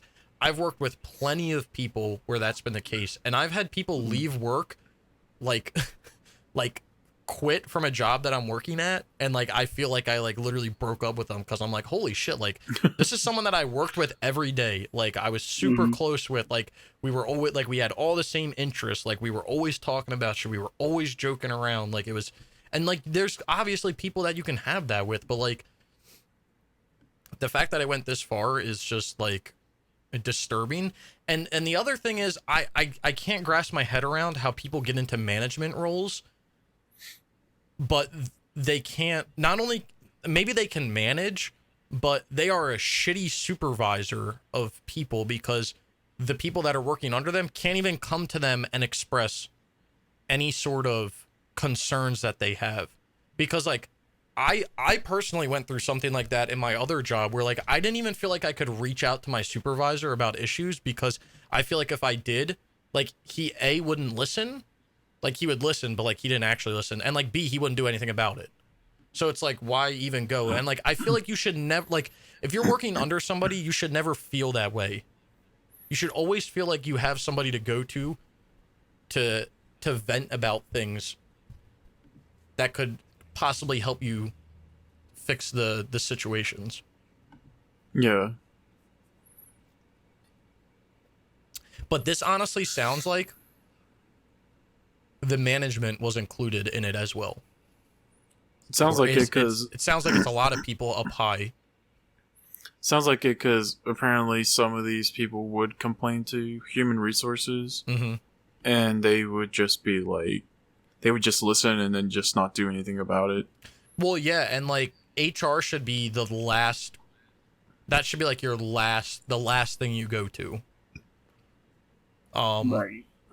Like you should reach out to your manager first, and then, you know, if they don't do anything, then you reach out to, you know, their manager, because there's always a boss of a boss. Right. Like there's always someone always has a boss. Unless you're like the CEO, like someone's always got a boss. So you just go to the next person up and the next person until like the chain of command. Yeah, exactly. Yeah. And then if nothing happens, then you go to HR. But so there's this one excerpt. this behavior was known to supervisors and indeed encouraged by them, including a male supervisor openly encouraging a male subordinate to buy a prostitute to cure his bad mood. Damn. The thing that I have to say though, I'm not defending anybody in any case here, but I just wonder if like things like that is to like that joke in particular would be taken out of context, because you know how like you joke around with your friends sometimes and you say things that like if someone heard from the outside they'd be like, the fuck is wrong with them? Like but it's the context of where you are, right? That's yes. not a joke you should be saying. Well, yes, that is another thing. You shouldn't be saying that in a professional workplace. You definitely shouldn't be saying that. I mean, I'm not saying it's excusable in any extent, but there's always always a context behind something, and maybe the people that were talking were like, maybe they had that sort of relationship where like they said stuff like that to each other. And that isn't something that like a supervisor would say to like a new employee, or maybe it's a fucking disgusting ass supervisor that just thinks he's like the coolest kid on the block and he'll say it to whoever he wants to. Like, I don't know. Either way, it's not acceptable to say in a professional work environment. Yeah. No. Yeah, there's a bunch of stuff in here. You can click down the description below to check it more. So I'm going to the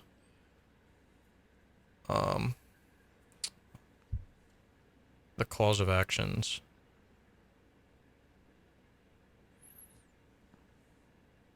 Okay. So incorporates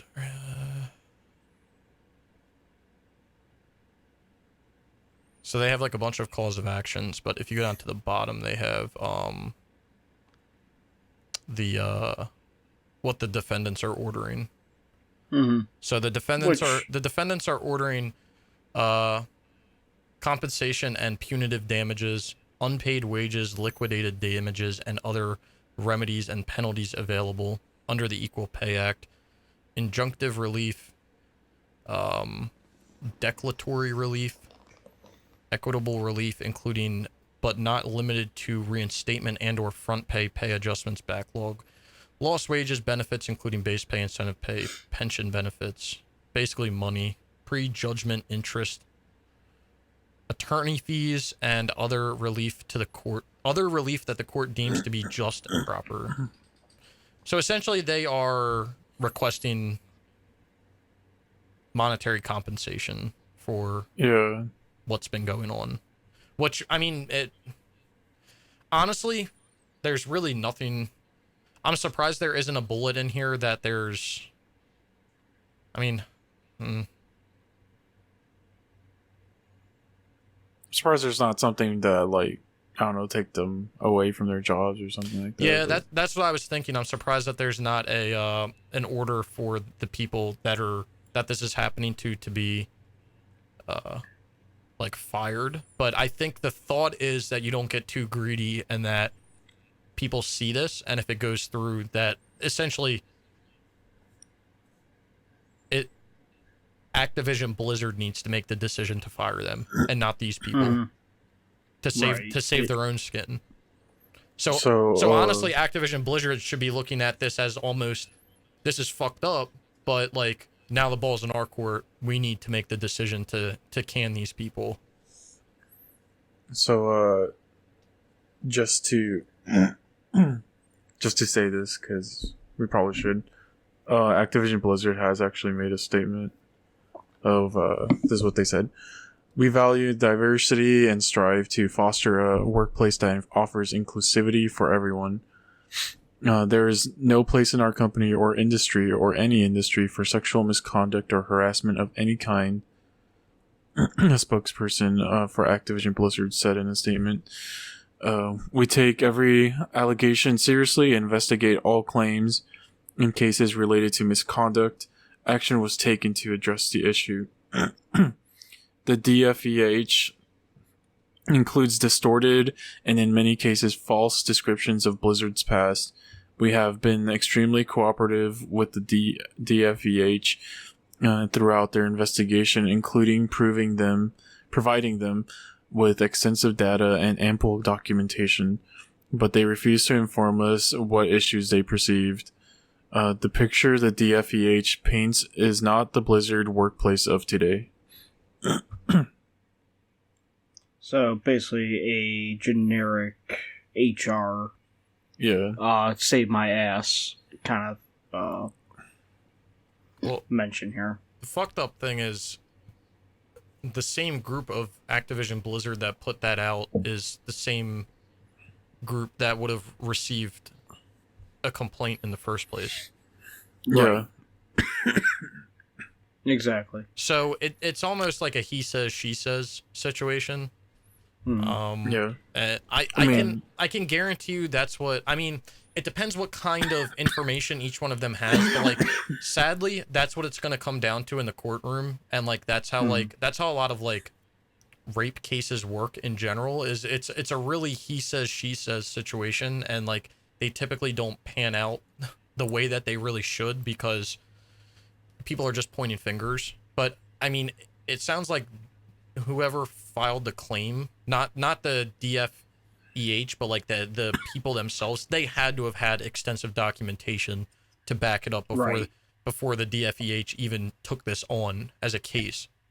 Right, because to me, I agree with that, because that's why the DFEH is not going to provide them that information, because then they could, that's their evidence for the court case, so.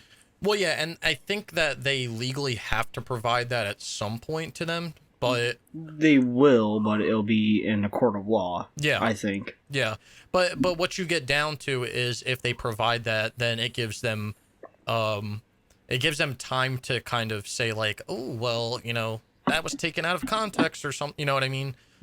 Which then that gets into the whole like he said, she said, and then there's always then excuses get passed left and right, because I mean, yeah, there may be sexual misconduct, right, that happened, and yes, is it wrong? But like if these people never filed claims for it to the proper people, then legally I don't know if there's anything that can be done. Yeah, is it fucked up that stuff happened? Yes, but like if you don't document the stuff that happens, then you don't have anything to save your skin in the court of law. That's why you should always, if stuff like this ever happens, I'm not saying like sexual misconduct stuff, but like if stuff like this, if you ever feel like you're ever being wronged in a way and you're ever going to seek any sort of, or not even seek legal action at some point, like if you ever feel like you're being wronged in any way, always document it in any way that you can. I'm guessing they have enough, saying how it's a 2-year investigation. Yeah. While also having the police reports of what happened to the girl who killed herself. While also having the police talk about how the supervisor had the butt plugs with him. Yeah. So I'm guessing that will definitely get something. I mean, regardless, they're going to have, or they would have had enough, or else they wouldn't have taken the case on. Or they would have at least took the preliminary steps of looking at it, but they wouldn't have filed any sort of legal documentation if they thought that they didn't have a chance of winning it in the court of law. Yeah. So, I mean, this is definitely going to be a developing story over time. It clearly has been developing for 2 years, but all I got to say is it's fucked up, man. Don't ever treat anybody don't ever talk like that to people. Don't treat people that way. Be a decent fucking human being. It's wrong, and I don't know how these people get into these positions. Like, it blows my mind that like the shittiest people get put in the best situations, and then you have good people. Like that girl, like she was probably like a really nice person. She was probably a hard worker, and she probably just got like, she literally probably got punched on every day, verbally, physically. Like she probably dealt with so much shit. And if these people that were dishing it out to her dealt with like a fraction of it, they probably would have snapped.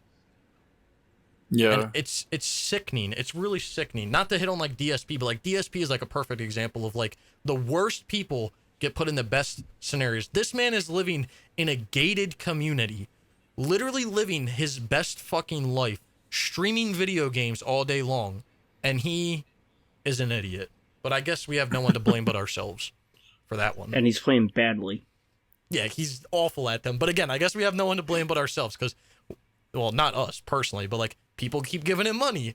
People keep showing up to his streams. He's gonna keep making money if people keep watching. People keep giving him Xboxes and plates and laptops. And like, laptops. that, on that note, it's also like that with Activision Blizzard. Like people, it's not like tomorrow people are just gonna stop buying Call of Duty.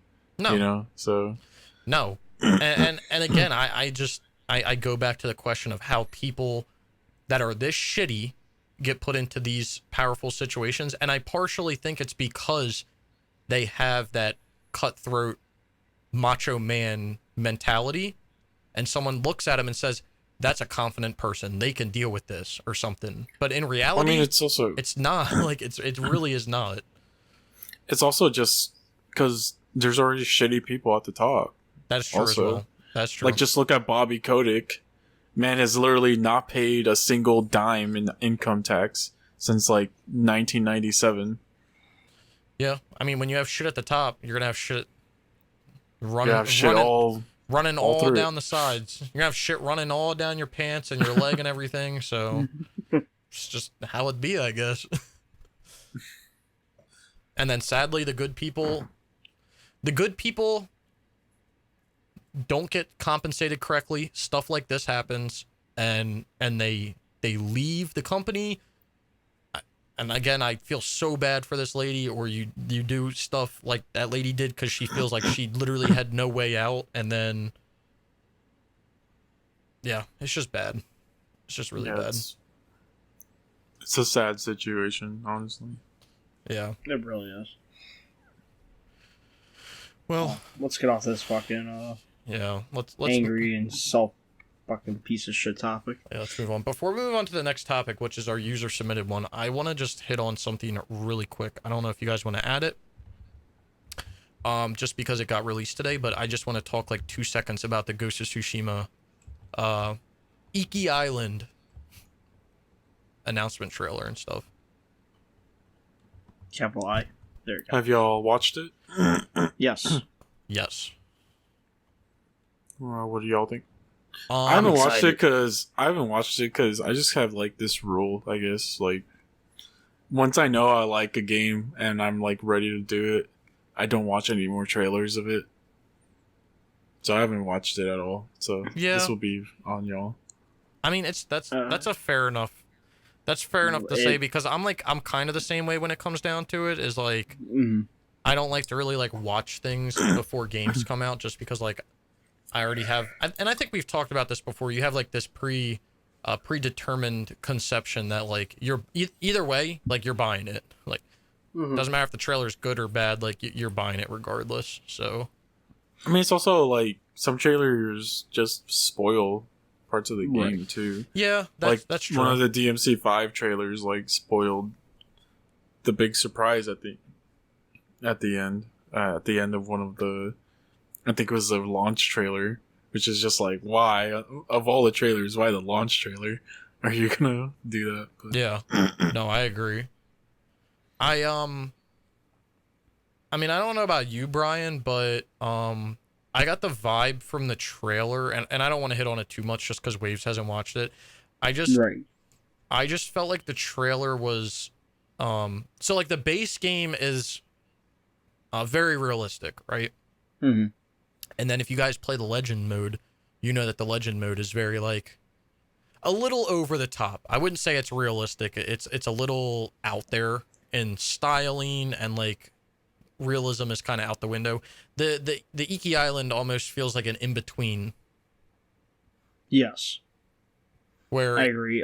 it's still realistic, but beautiful. it looks phenomenal. But like it feels realistic, but it definitely has those aspects of like, yeah, I don't really know if I can believe that, but like we'll go with it.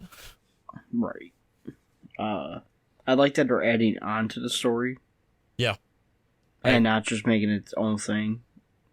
I agree. I agree. I'm really excited for this. That's something that I've been missing in games recently. I feel like a lot of games don't do that. When they put a DLC out, it's like a whole like separate mini story instead of just like an expansion on the story that you've already created. Like that's how when I played the Valhalla Wrath of the Druids DLC, I mean that's basically what it was. Like Well, the last game that really did it was Horizon Zero Dawn. That's true. They just added to the story and all that. Yeah, I guess it's kind of hard because you have to develop like a whole new map and new characters and stuff typically for DLC, so like it kind of has to feel like a new game, but I don't know. What's funny?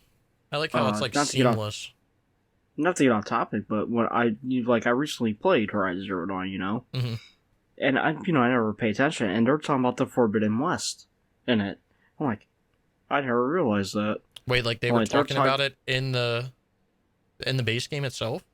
Yeah. That's kind of crazy. I didn't know that. that. They're talking about the Forbidden West. I did not know that they did that. Yeah, they were talking a little bit about the Forbidden West. Like, a few people were talking about, like, the Forbidden West, like, how we can't go out that way, and how some of the best hunts are out in the West. Joke's on them now. Joke's on you. We're going. Yeah, we're going soon. I haven't watched the trailer. I just know that there's going to be more emphasis on Jin this time around, like as a character. Right. So I'm curious to see that because I think they said they were going to be talking more about his quote-unquote origin story. So yeah, because like the only thing we see of Jin when he's younger is those moments with his uncle. Yeah, the flashbacks. Right. And then when his dad dies. Mm-hmm. So it'll be, because if you just think about it, Jin's kind of like just this stoic dude who gets angry every once in a while. Mm-hmm. So it'll be nice to see like a more deep dive into what is like exactly in Jin's head. Yeah. Comes out in August, right? August 20th. August 20th. Really? I go, I'm taking a mini vacation. On my birthday. Week after. Hold on, can we announce this? Hold on. So it comes out on what waves? On me birthday. And it comes out 2 days after my birthday. And it comes out about 14 days before my birthday. Dang. We about to have a birthday. 2 birthday months. Birthday off. We're having a birthday party. No, but we're gonna celebrate our birthdays playing the new Legends stuff. On our birthdays? Yeah. Dang. I hope they add a new raid. I think they are. That'd be kind of cool. Shit. No, they said they're adding new Legends stuff. So. Oh, should we do a birthday raid stream? Maybe. I hope you can. Your shit transfers over because I don't know if I want to grind back through. Why didn't you help me grind through? I mean, yeah, we can if we have to regrind through. I'm down for it. But I do agree with you, Waves, that I like how it's more of, even though Ghost of Tsushima base game was obviously like Jin's story, it was more of like, I don't know, it was more about him like not disappointing his uncle. Like, I feel like it was picture. more about, how do you say more about it? Sacrifice. I feel like it was more about the island rather than Jin in a way, and like the island's ideals and stuff like that. Yeah, because Jin's uncle is like the leader of the island, and then the values of like the people on the island, the caste system, all that stuff. Right. I feel like it's more about the world rather than the one character, and like the game is still obviously Jin's story. That's why we follow him and we see him grow from being honorable samurai to the ghost of Tsushima. The ghost. But I feel like they didn't really like focus the story on like just him. It was more on the Mongol invasion and what does it mean exactly to be a samurai.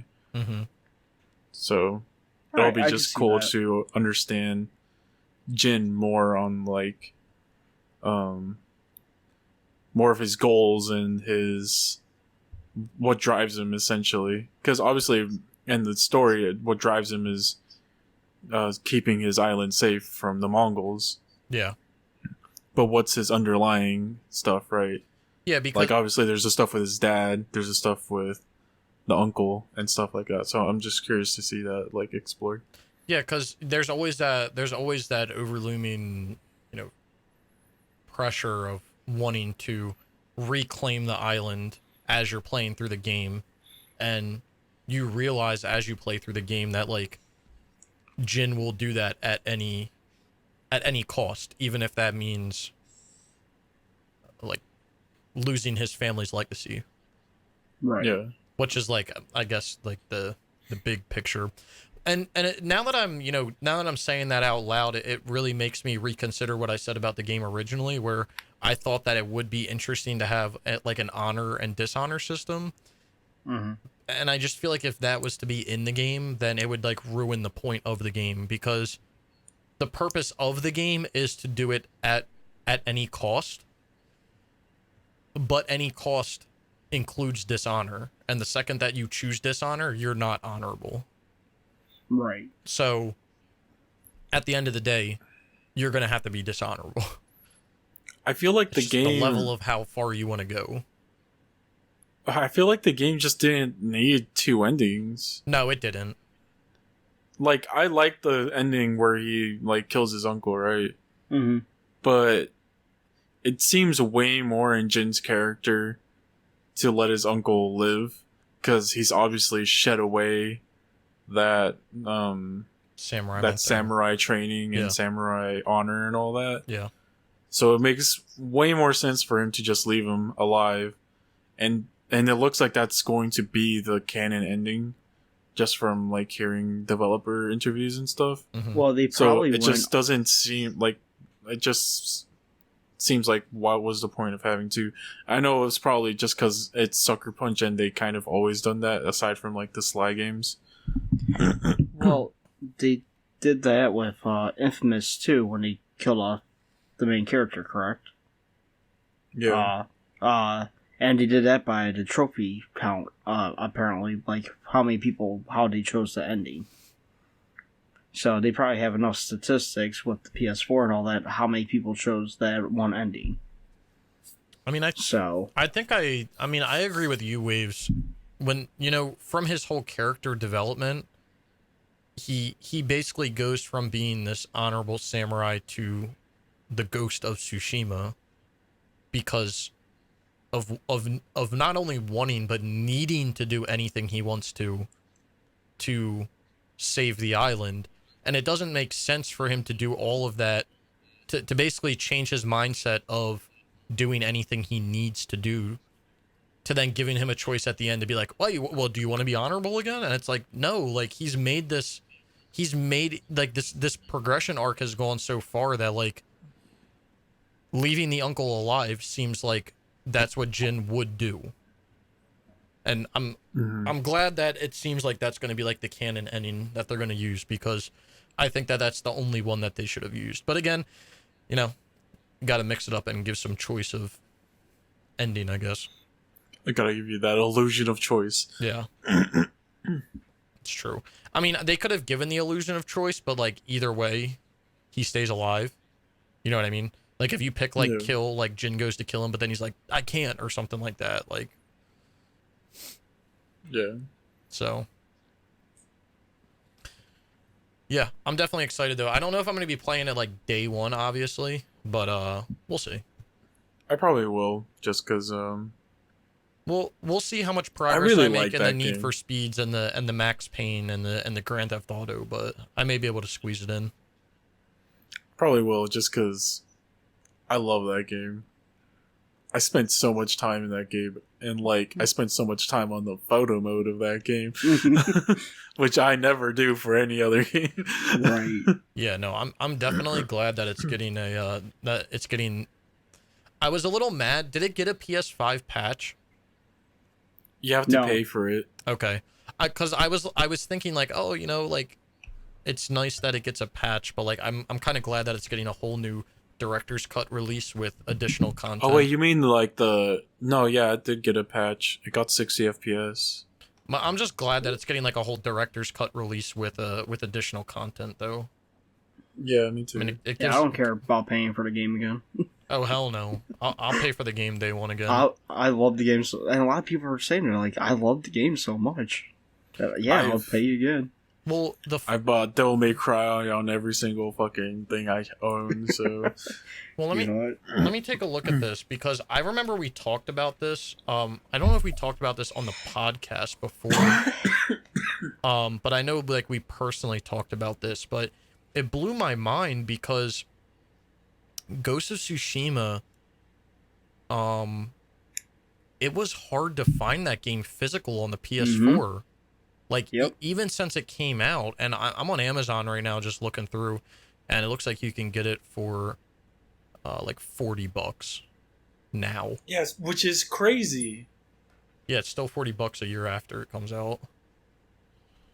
By this time, like a bunch of games would have been like $20. Yeah, RE2 is like 30. I'm just looking at like the games that are like compared. Like RE2 is 30. AC Odyssey's 25. Freaking Kingdom Hearts 3 is $10. Like, yeah, it's crazy. But if you keep going down the list here, they have like other versions of it. And the one that I have, the special edition, which is a steelbook, people are selling it for $250. Oh yeah, it's fucking crazy.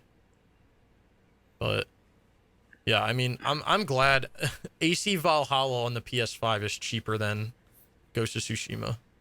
No, it was such a good game, though. Yeah, oh my god, I'm glad it's getting I'm glad it's getting another really. Dang, Sekiro is still like $40-something too. That's crazy. Yeah, Sekiro. Well, that was another good game, though. Yeah, I mean, it just goes to show that like if you make a good game, like this is the your thing, value right? stays. This is the thing, right? This is some basic economics here. Like if you make a good game and there's demand for your game, then you can supply it at whatever fucking price you want to supply it at because there's demand for it no matter what the price is. Like fucking Exactly. Last of Us Part 2 is $30 right now, but Sekiro's $40 to $50 still. That's crazy. Both phenomenal games. Hey, Biomutant's only 30. Maybe I'll pick it up. I got that. Well, regardless, I thought this would be a short topic. I'm looking. How much is Never Dead? Never Dead? I mean, new or used? New. I don't even know if you can get it on Amazon. I got it on Amazon. $17.50. That sounds about right. Straight from Konami. Never Dead is more expensive than Kingdom Hearts 3, baby. Hell yeah. Hell yeah. It's just crazy, man. Like, I think I told you guys, I do this every once in a while on Amazon. I'll just go on and like search for like cheap games. Like, Judgment is like $25. Yakuza Like a Dragon's like $25. Like, it's crazy how fast. This is why I don't buy games day one anymore. Just because of how fast games, like prices of games drop nowadays is freaking crazy. Yeah. And I'm looking, I know I brought it up. Hey, Marvel's Avengers, Brian, $25. Still too much. Last of Us Part 2 came out on June 19th, 2020. So, you know, about a year and a month ago. It has a permanent price drop down to $40 already on Amazon. And it's there's rumors that it's getting a director's cut announced soon. I mean, I guess that would be cool. Last of Us Part 2, it's had a permanent price drop of $40 and it's on sale for $30. But I mean, I don't know. I guess like the thing that makes me laugh is like, okay, you know, we're talking about that might get a director's cut, right? Well, Ghost of Tsushima has a director's cut that's coming out in like a month, but still the PS4 version of the game goes for $40. if you're lucky. So, I don't know. Just goes to show like how like the demand for that game is there, and that like everyone. Yeah. I don't think I heard a bad thing about that game. I don't think I heard a person say a single bad thing about Ghost of Tsushima. You know, they're still like updating it also. Like recently they put out a new update that lets you like do an actual lock on characters. Oh, that's kind of nice. Nice. So Well, it's cool that they're still like updating it. I mean, I don't think I heard a single bad thing about the game. The only thing that I heard that was, you know, quote unquote bad, but like I wouldn't even say it was bad, it just kind of like pissed me off more, was that people were saying that like, oh, Ghost of Tsushima is essentially like Assassin's Creed. And it's like that's so annoying. that was the dumbest fucking comparison I heard, and I'm like, you're only saying that because like you can climb on a few rocks. Like you literally any game you can parkour, people are like, Assassin's Creed. They copied Assassin's Creed. It's like, no. Like Any game that's parkour and set in like a different time period. you're copying People are Assassin's like, Creed. it's Assassin's Creed. Yeah, it's so fucking stupid. It's like, do you even know like the main like concept of how like Assassin's Creed games are made, or like the way they're structured? Like this game is nothing like that. Like, and this Right. combat system is like so much more like the only Assassin's Creed game that rivals Ghost of Tsushima from like a combat standpoint is Unity. And even in that case, it's like Ghost of Tsushima is far superior from a combat perspective than that. Yeah. Well, the latest thing I remember hearing was people saying that Days Gone wasn't the worst PlayStation exclusive. Ghost of Tsushima was. Who the fuck says that? Because they need their brain checked. What? Who said that? I guess somebody bitching about Days Gone not getting a sequel and all that. And it made like it popped up in like one of my Google things like for gaming news one day, and I was like, I'm not even gonna read this, but now I remember. Hey, newsflash, retard.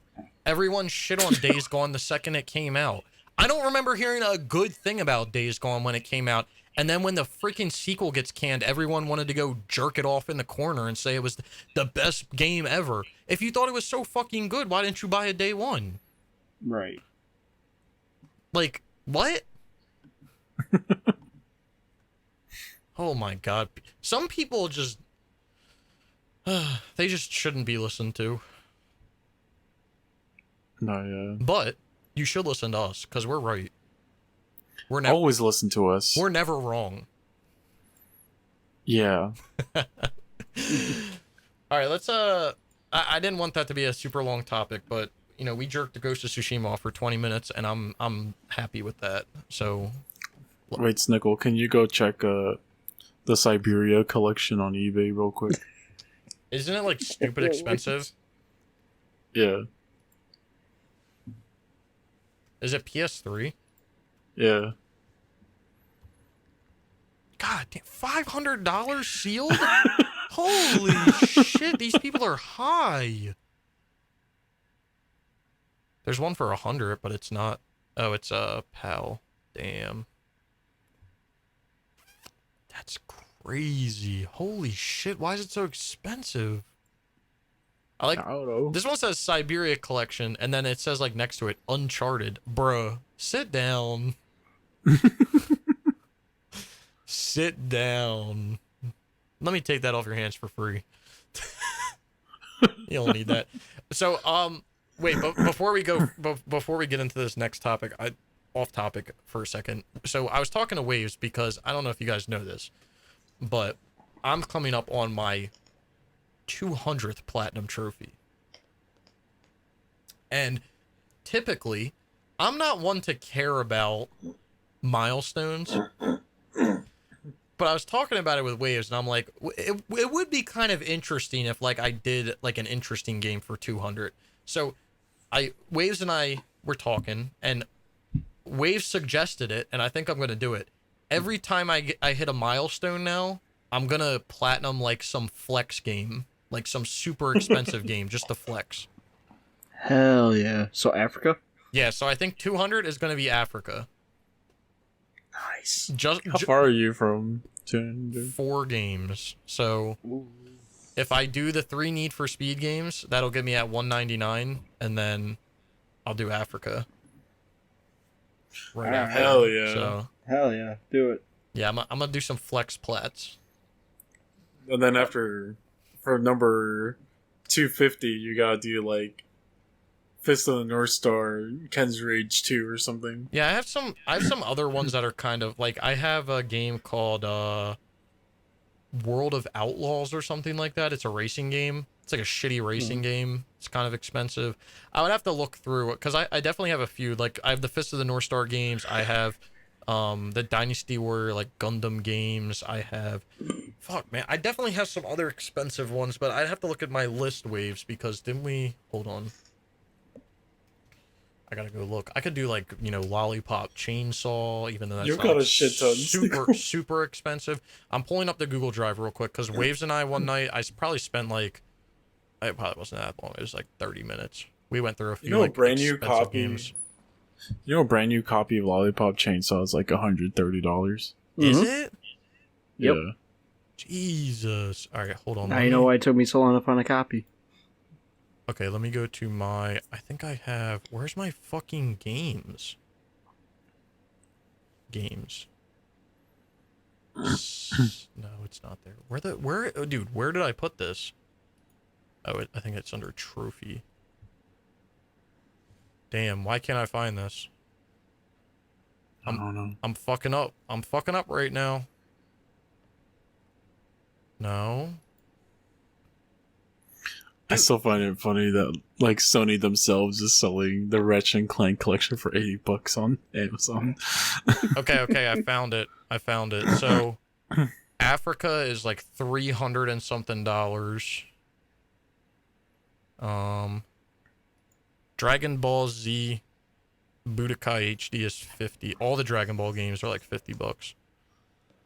El Chavo Kart is 100. That'd be a good one. Fist of the North Star Ken's Rage is 65. Iron Sky Invasion is 50. Lollipop Chainsaw 70. Magus is 60. I got a bunch. Puppeteer 75. That'd be a good one. Shadow of the Dam 64. Damn. Yeah, Waves and I went through. I totaled up how many did we do, Waves?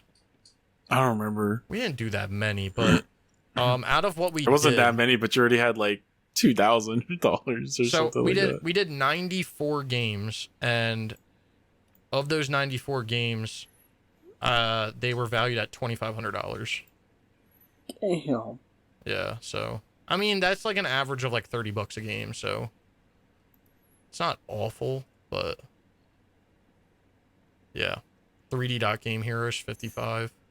Afro Samurai 70. Too bad it doesn't have trophies. Azor's Wrath 65. So yeah, we got to pick some flex games out for the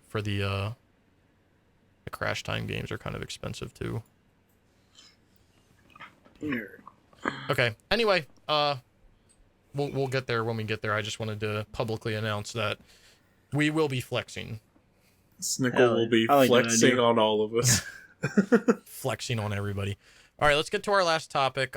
User submitted topic by Hannibal here, Hannibal 9090. If you guys have any topics, questions, or anything that you want to ask us, you can leave them in the comments below, and we will cover them in the future. If it's like an easy question, we can just tack it on anywhere. If it's like a full out topic, we'll make it a topic. Yeah, we'll make it part of the meat and potatoes. So Hannibal's topic here. He says, I'm a fan of Ubisoft games, and I also use a Ubisoft Connect user. I find the use of the app fantastic, with it adding to the experience of the games. I just wanted your thoughts on the app, and also, do you think other developers should be doing something similar? I've always found Ubisoft Connect and / Uplay like super cool, especially like back then. Yeah. Cause like it would reward you for like kind of being a fan in a way. Cause if you played, I remember like in Assassin's Creed 4, I think, because I played 3 and I played 2 and I played not one. I played Revelations, I think it was, and they like just gave me like the Altair, Ezio, and Connor outfits for free through Uplay. Mm-hmm. And then like you'd have like the Uplay points that you could just use to buy like cosmetics and stuff through there. I always found it like super fun. Yeah. To do all that. I was the same way. I was always a fan of the Uplay app. I almost feel like it was kind of like ahead of its time to an extent, but I think not only the rewarding of like playing games, like playing previous games or in that like by that developer or publisher, but also being able to like if you played AC2, right, and you got the platinum. Typically when you got the platinum, you would do Uplay challenges, because some of the Uplay challenges were just like, or some of the trophies were just Uplay challenges, or all of them were. So like when you platinumed Assassin's Creed, you would always get like whatever it was, 1,000 Uplay points when you did all the challenges. I think it's definitely like more developed now, which is like annoying.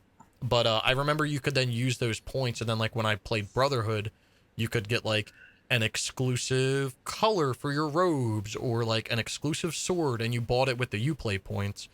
Yeah. And that was kind of like I don't know. I guess it encouraged people to play the other games to try to beat the challenges, but like it also rewarded people for playing other games by that developer, which I thought was cool. I remember in 2 Brotherhood and Revelations, you could like unlock like themes like for your PS3 with it. Yep, I remember like the that. Uplay points, and then you could like get you get avatars. What were they too, called? Like the Rayals and the avatars. It was way cooler back then. I think now it's just like, oh, I'll get this sword or whatever. That's like shittier than the swords that you get in the game. Well, I think nowadays, which sucks, because Ubisoft is definitely they definitely do this, is instead of rewarding people that played the game through the Uplay, everything's just microtransaction, just because, hey, we're gonna make some money, right? Like, we gotta make a quick buck. But I always like them. I think another one that's really good, I don't know if you guys ever used it, but another good one is like the ones for like all of Rockstar's games.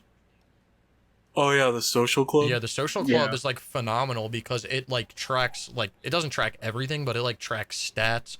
You could go on there, it's shutting down, but like you could go on for like Eleanor, and it would tell you like the percentage of people that said like, or what they picked when they played through the game, and stuff like that. And I think some of them even track like collectibles and things like that. So like it actually helped you. Like, I think GTA 5 like actually told you like how many strangers you encountered and things like that. Like things that weren't actually in the game statistic wise would show up on the social club, which would like help you to get the platinum.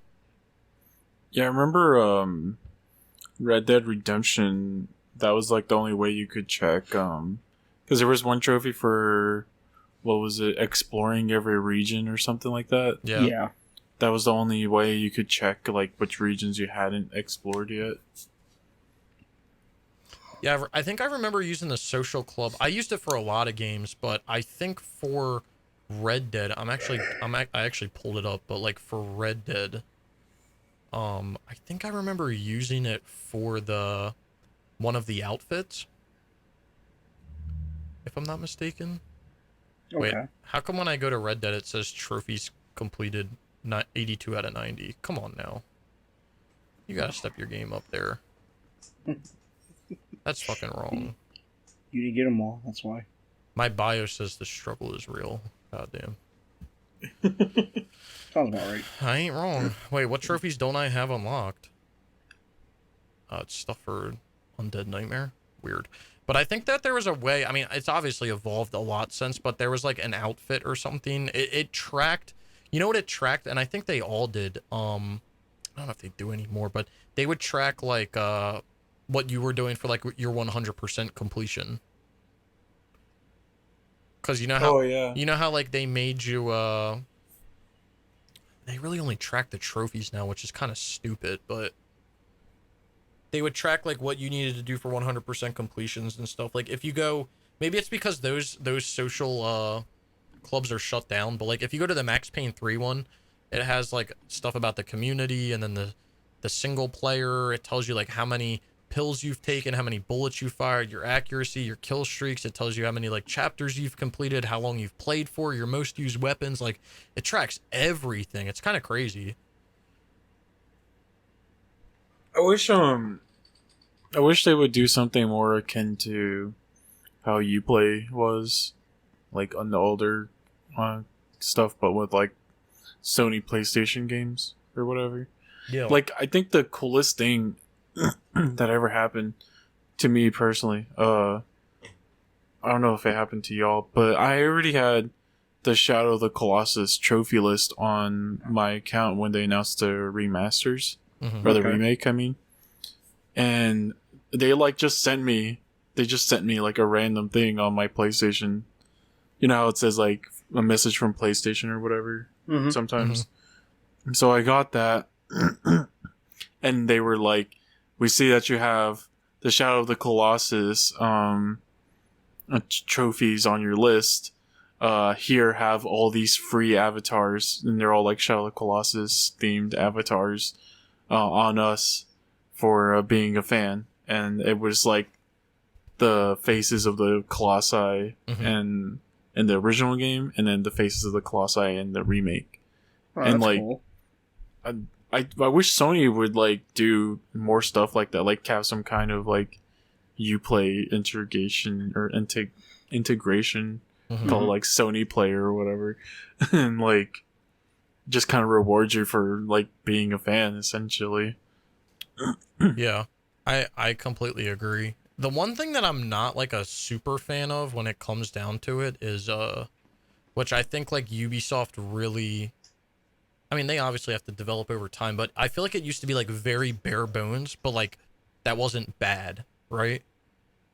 Like you could like if you completed a game, you knew when the next one came out or something, that like you could buy everything on the Uplay store. Now it's so like, I'm pretty sure it's like so developed now that like I don't even know what you can buy on the Uplay store anymore. I'm about to look. Now it's kind of like annoying, I think, because a lot of the stuff is now locked behind like you have to go to like a live event, or you have to be like in the Twitch stream and get lucky for a drop and stuff like that.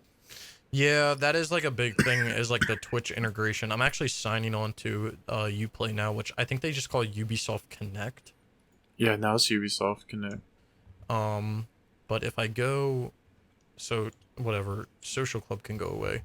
If I go to Ubisoft Connect and then I go to, let me go to games, and then my games.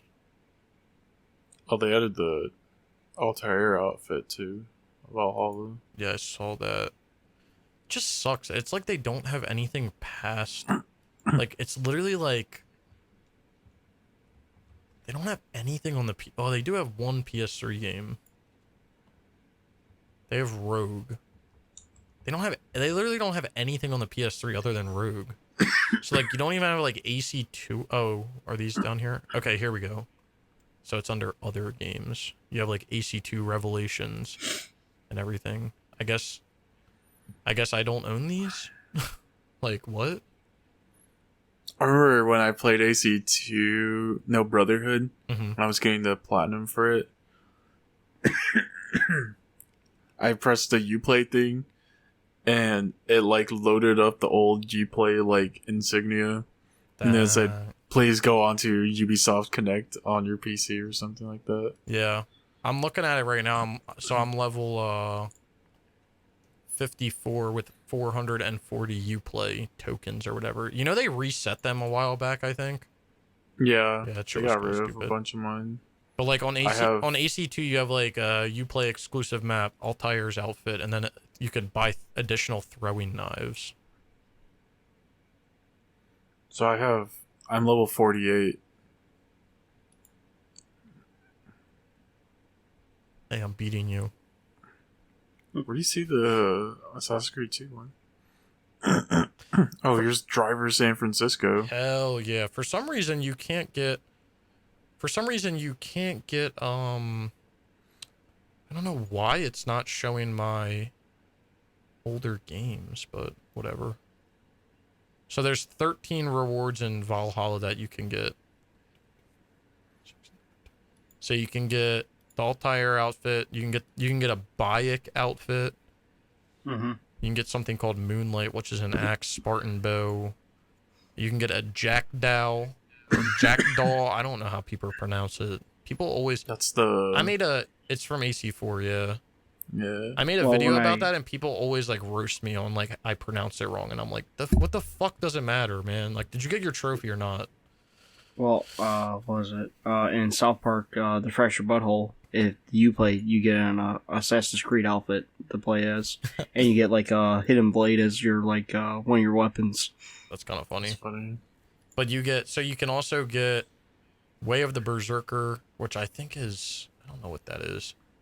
An ability maybe? I don't know. White Senu, Monastery Settlement Pack, Tribal Stallion, Assassin's Creed Valhalla Ubisoft Fan Kit, Bassam Outfit, Sigri Tattoos, and then Vinland Crow. Well, I mean, it's still, like, back to the topic, I still think that things like this are cool. Because it's a way to reward people that actually, like, play your other games. Mm-hmm. For the reward side of it, but it also is a way to... It's also a way to track certain things as well if you decide to use it that way. Yeah. Like if I go on here to Valhalla, there's like challenges on here and shit. Mm-hmm. There's stats and leaderboards for like everything that you do, which is like kind of cool. But yeah, I just think it's definitely all interesting. It's nice to have, like, I think it's cool to have an outside, like an external source of getting information. It helps, so. Yeah, but you know what pisses me off? What?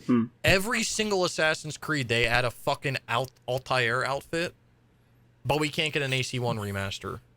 It's never happening, Snickle. You just gotta accept it at this point. It's like they don't want to accept that AC1 was a thing and we can't get a remaster, but we can add Altair's outfit into every game to farm it. Like, it's so... Listen, Snickle. It's so annoying. Much like Watch Dogs, the series didn't start until the second game. You're not wrong. You're not fully wrong, but it hurts my heart. It sucks because that's the only one that doesn't have trophies. I know. All the other Assassin's Creed have them, except for that one. So literally the only reason I want it is because, like, it's the only one that doesn't have trophies, and it's just the fact of, like, just put What's it, funny is the just put Xbox in there 360 one had achievements. I know, and I never understood. I never understood why games...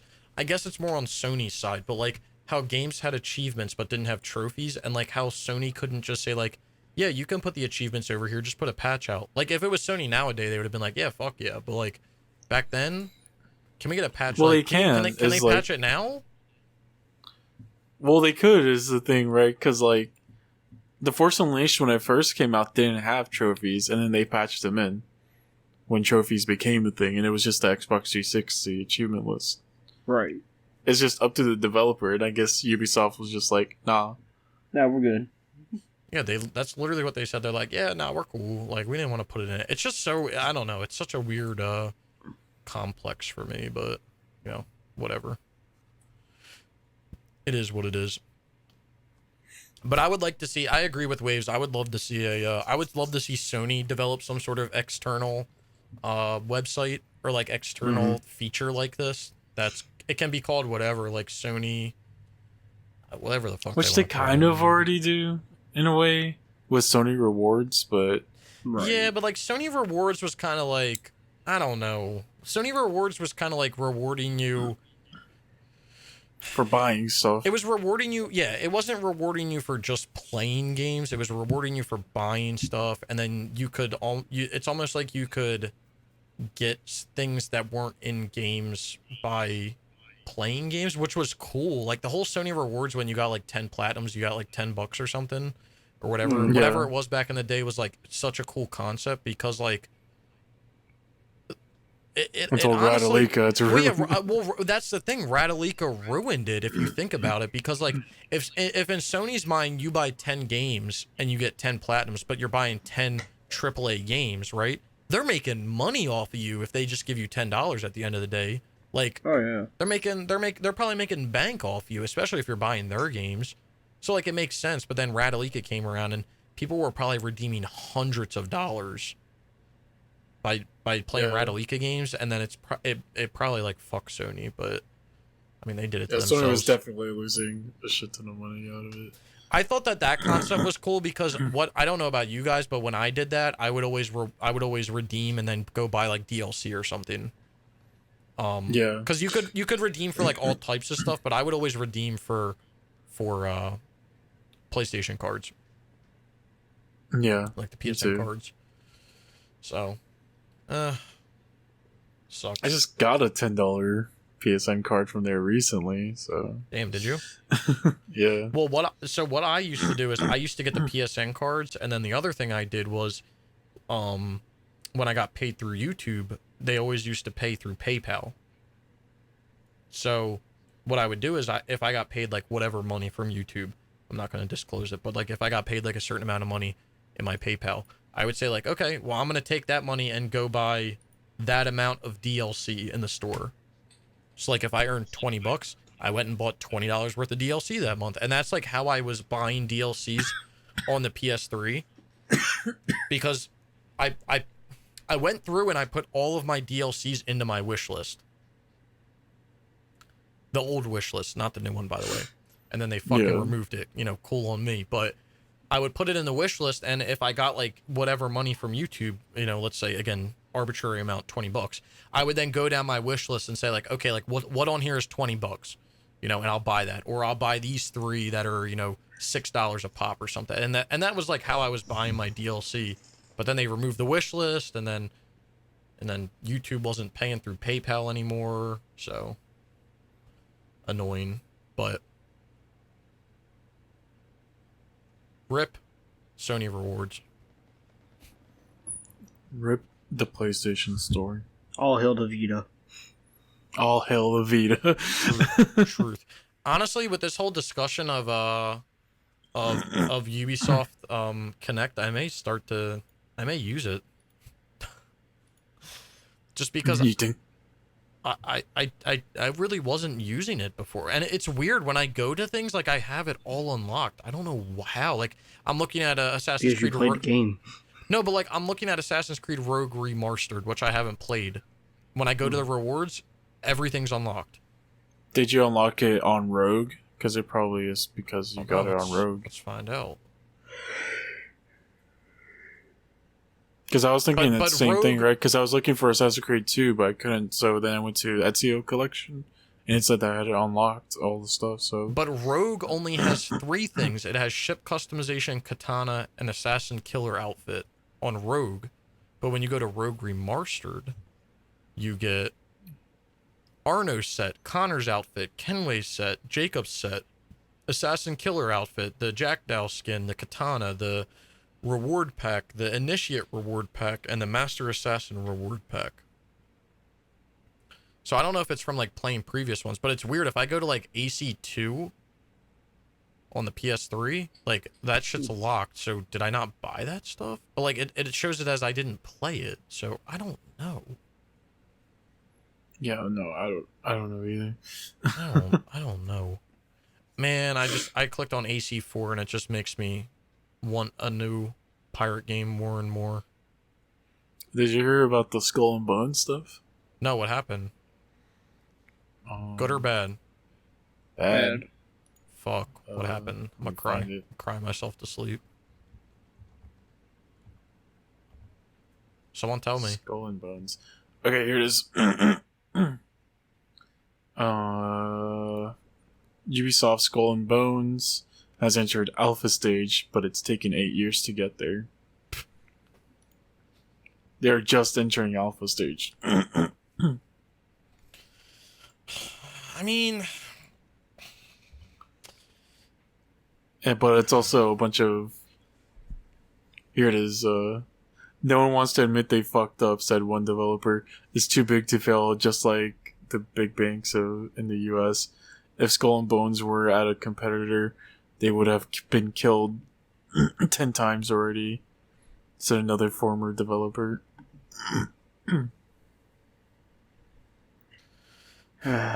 it's not even like one current Go ahead.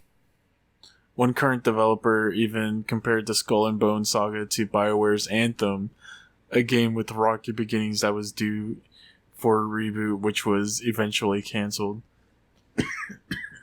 Like, to me, Skull and Bones, like, so when Skull and Bones originally got released, information-wise, it was said that it was going to be basically